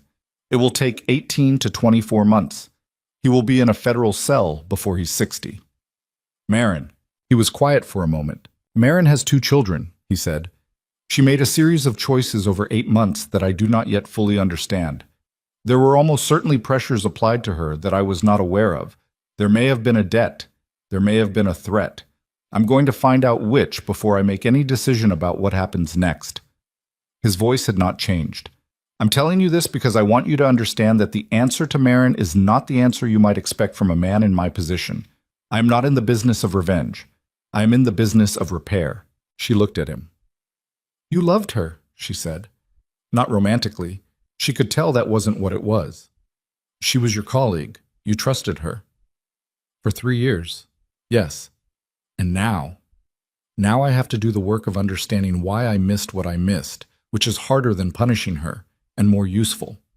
He held her gaze. "I will not be a man who lets 8 months of betrayal teach me to trust no one. I've watched men do that. It does not produce good outcomes." She thought about that. She thought about the long arithmetic of trust, the way her own 23 years inside her father's house had not, somehow, taught her to trust no one. The way she had walked into a room with Lucien Moretti 6 weeks ago and looked at a folder full of evidence about her own life and chosen to keep going forward into something rather than retreating into the small, careful survival she had built.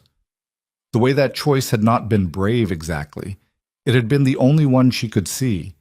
But the way it had required some part of her to remain unbroken under conditions designed to break it. She wondered what part that was, where it came from, why it had survived. She didn't have an answer. She set the empty glass down.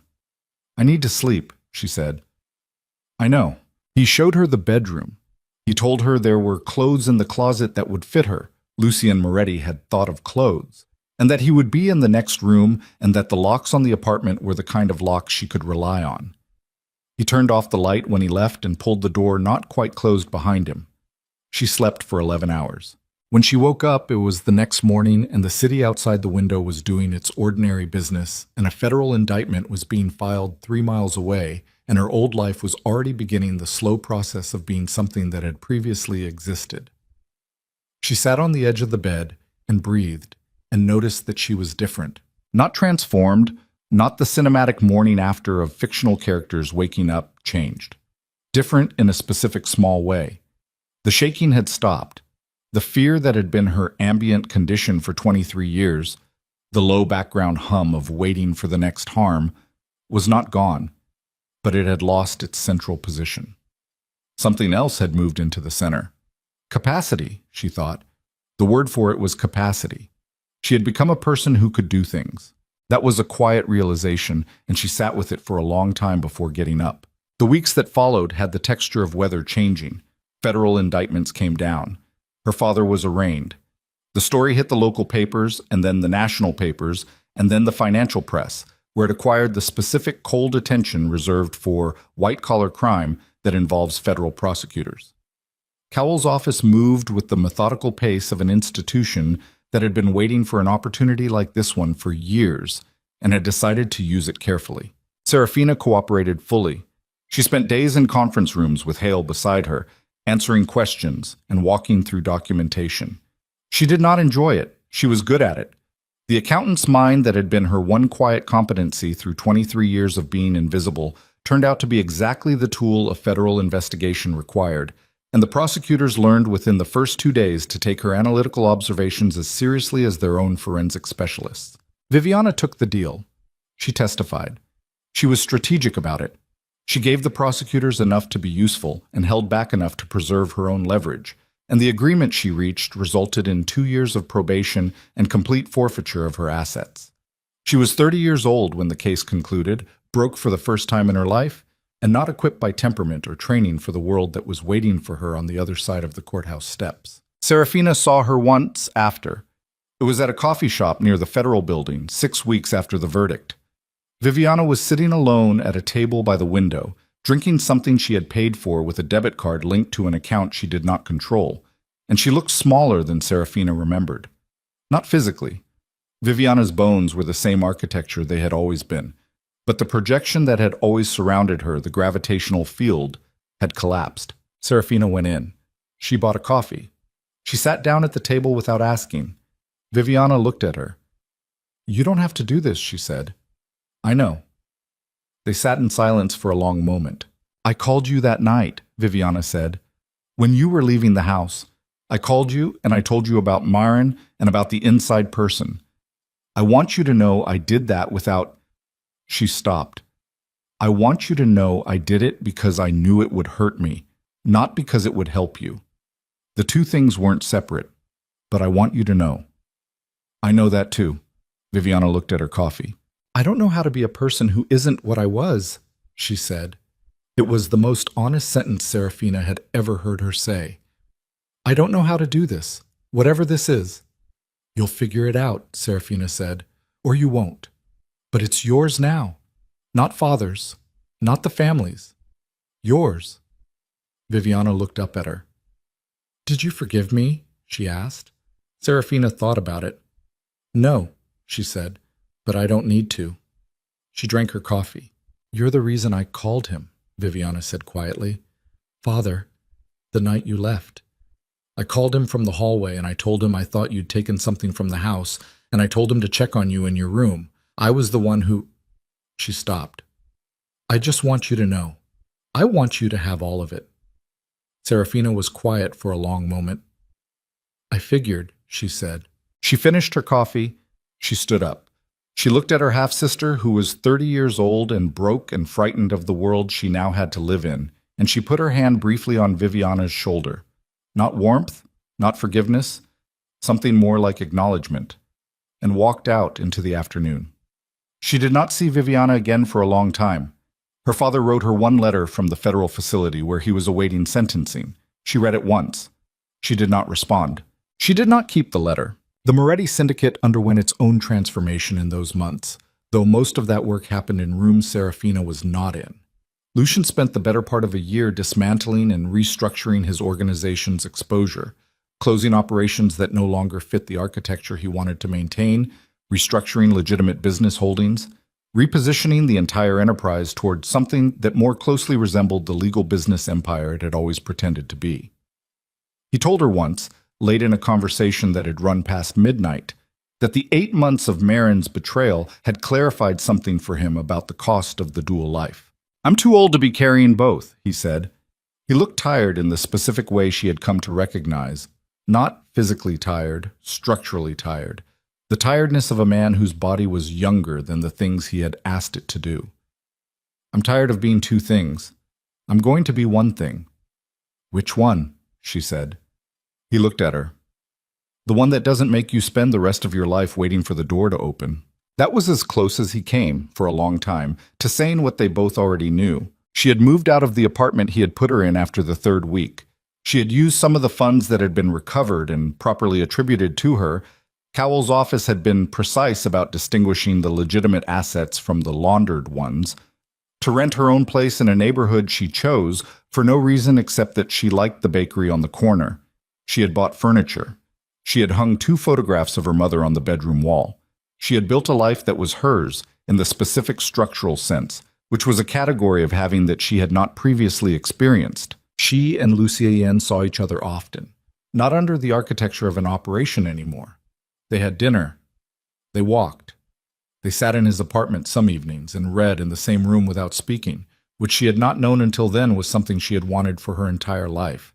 The simple structural fact of another person who was also there, who did not require her to perform her presence, who was simply also reading. He never pushed. She understood, eventually, that this was the most significant thing about him. He had not pushed in Ellison's office. He had not pushed in the 8th floor conference room. He had not pushed during the 6 weeks of training or the 18 months of federal investigation or the long, slow reorientation of his own organization. He moved through the world with the absolute confidence of a man who had something to offer and was not going to coerce anyone into accepting it. She loved him for that before she loved him for anything else. She told him so one night in the 11th month after the federal building, sitting on the couch in his apartment with her feet tucked under her and a book open on her lap that she had stopped reading. He looked at her. "That's not romantic," he said quietly. "No. It's something else." "Yes." He set down his own book. "I want to be careful with this," he said. "I know. I don't want—" He paused. "I have spent 42 years being the thing people are careful around. I do not want to be the thing you are careful around." She thought about that. "You aren't," she said. "You stopped being that the night you put your hand on the back of my neck in a parking garage and didn't say anything." He looked at her for a long moment. He did not say what he might have said. He did not move toward her in the cinematic way of fictional men in fictional moments. He set his book down on the coffee table with deliberate care, and he turned slightly on the couch so that his body was angled toward her, and he reached out with one hand and rested it palm up on the cushion between them. She put her hand in his. His hand closed around hers slowly, the way he did everything. "Then we'll figure out what this is," he said. Yes, they sat like that for a long time. 2 years passed.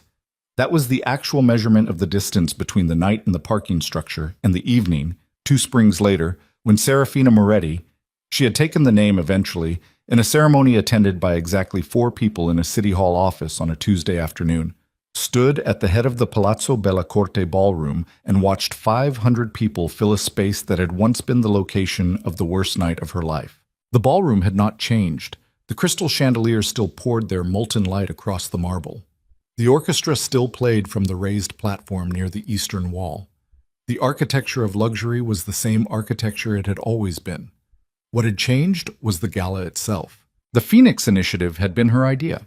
She had built it from the recovered assets, the legitimate portions of the DeLuca holdings that had been returned to her after the federal forfeiture process concluded, supplemented by funds she had raised in 18 months of careful work with foundation directors and legal teams and survivors who had wanted to be involved in shaping what it would become. The initiative provided legal defense, financial forensics, and long-term support to people who had been exploited inside the structures of their own families, economically, legally, psychologically. It operated in 7 cities, It had assisted more than 400 individuals in its first 18 months. The annual gala was its primary fundraising event. She stood at the head of the ballroom in a midnight blue gown that she had chosen herself, with her hair the way she wore it now, simple, off her face. And she watched the room without the specific quality of watching she had once practiced, the watching for exits and threats, and the small geometries of when to disappear. She watched it the way someone watches a thing they have made. Across the room, Lucian stood near the staircase. He was wearing the same kind of black suit he had worn the night they met. He still made rooms feel slightly smaller. He still moved with the particular economy of a man who had spent decades being dangerous and was now choosing, deliberately and daily, to be something else instead. The scar on his jaw had faded somewhat. He had grown his hair slightly longer. He looked, when he caught her eye from across the ballroom, like a man who had spent 2 years quietly building the life he had not previously believed he could have. The orchestra began the waltz. Not the same one. A different piece. She had asked them not to play the original, and they had honored the request without asking why. This waltz was something newer, more recent, less weighted with history. He crossed the ballroom toward her. She watched him come. She thought, on the way, about the girl who had stood in this same ballroom 3 years ago in a borrowed gray dress with her shoulders lowered and her eyes down, and she thought about the specific architecture of the journey from that girl to this woman, and she thought about everything it had cost. Theo's child, who had almost not had a father, the folded man in the corridor whose face she still saw sometimes in the seconds before sleep, the long process of becoming someone capable of putting 4 pounds of pressure on a trigger when the geometry required it. She thought about the cost. She did not regret it. That was the simplest truth she had arrived at, and it had taken 2 years to arrive at it. She did not regret it. The cost had been real, and the cost had been hers, and the life on the other side of the cost was the only one she had ever wanted to be living. Lucien stopped in front of her. He extended his hand. "Dance with me," he said. She looked at his hand. She thought about the first time. She thought about the specific quality of her own stillness, then. The stillness of a girl who had learned that stillness was armor. And she thought about the stillness she lived in now, which was a different kind, which was the stillness of someone who did not need armor anymore because she was not afraid. She put her hand in his. "Always," she said. He led her onto the marble floor. The orchestra played. The chandeliers poured their light. 500 people watched, but the watching was different now. Not the predatory voyeurism of the original night, but the simple attention of people present at a public event. She did not perform for them. She did not need to. She danced with her husband in a ballroom where she had once been told nobody wanted her, and she felt the particular weight of that sentence finally lift. Not because she had proven it wrong, not because she had won some argument against the people who had spoken it, but because she had stopped needing it to be wrong. Whether or not anyone had wanted her then was no longer the relevant question. She wanted herself now. That had turned out to be the only sentence that mattered. Lucian's hand was at her waist. His other hand held hers. "You're not shaking," he said quietly. "No. You weren't last time by the end." "I know." He looked at her for a moment with the specific expression that had taken her 2 years to fully read, the one underneath all the other ones, the one that had been there the first night and had simply been waiting for her to develop the eyes for it. "I want to tell you something," he said. "Yes. The night I walked into this ballroom 3 years ago, I had been planning the operation against your father for 14 months. I had not planned to walk to you." He paused. "I planned to approach the situation through a legal intermediary. I had a lawyer prepared to contact you the following week." She looked at him. "What changed?" she said. "I watched her humiliate you. I watched your father turn away." His voice was even. "And I understood, in approximately 4 seconds, that the plan I had built was inadequate to the actual situation in this room, that the woman in the gray dress was not what I had assumed she was, that she had survived something specific and was still surviving it and was going to keep surviving it." Another pause. "I crossed the ballroom because I wanted to see her face when someone stopped looking past her." She breathed in. "That's why," she said. "That's why." She thought about that for the length of 2 measures of the waltz. "I'm going to tell you something," she said. "Yes. The night you crossed the ballroom toward me, I did not understand who you were or what you wanted. I assumed it was either pity or some operation I couldn't see. She paused. What I remember thinking, the moment you reached me, was that I had nothing left to lose by taking your hand, which is not the same as wanting to take it. I know. I want to take it now, she said. That's the difference. That's the thing I needed to say. He looked at her. I know that too. They danced. The orchestra finished the piece and began a new one. They did not leave the floor. Other couples joined them now, the dance floor filling with the gentle architecture of bodies moving in measured rhythm, and they moved with the others, and the gala continued around them. Across the room, a young woman who had been one of the initiative's first clients, a woman who had walked into their offices 18 months ago with bruises she had tried to explain away, was laughing with another woman near the bar. She caught Serafina's eye and raised her glass slightly. Serafina nodded back. This was the thing she had built. Not revenge, not victory, not the cinematic completeness of a defeated enemy. Something quieter, something more useful. The recovered ones, finding each other across rooms. She danced with Lucien Moretti until the orchestra changed its rhythm again. And then they stood together near the eastern wall of the ballroom and watched the gala continue. And at some point in the long arc of the evening, she realized that she had not, for several hours, been mentally cataloging the room's exits. She did not need them. The Palazzo Bella Corte was a place she could simply be inside. When the gala ended near 1 a.m, the last guests filtered out into the cool spring night, and the staff began the slow process of restoring the ballroom to its empty state. Serafina stood in the center of the marble floor and looked up at the ceiling. The angels painted there, the same ones who had looked down on a borrowed gray dress and a humiliated girl 3 years ago, and she thought about the simple specific fact that she had become a woman they no longer recognized. Lucien came up beside her. "Ready," he said. She looked at him. "Yes." He took her hand. They walked out of the ballroom together, past the staff folding linens and lifting empty glasses, down the grand staircase she had once stood at the bottom of, feeling like a mistake, through the front doors and into the city she had not, until recently, understood she had always been part of. A car waited at the curb. Dario was driving. He nodded to her in the rearview mirror as she got in, and she nodded back, and the car pulled into the late traffic and moved through the streets toward the home she had made for herself with the man she had chosen and the life she was, finally, simply living rather than surviving.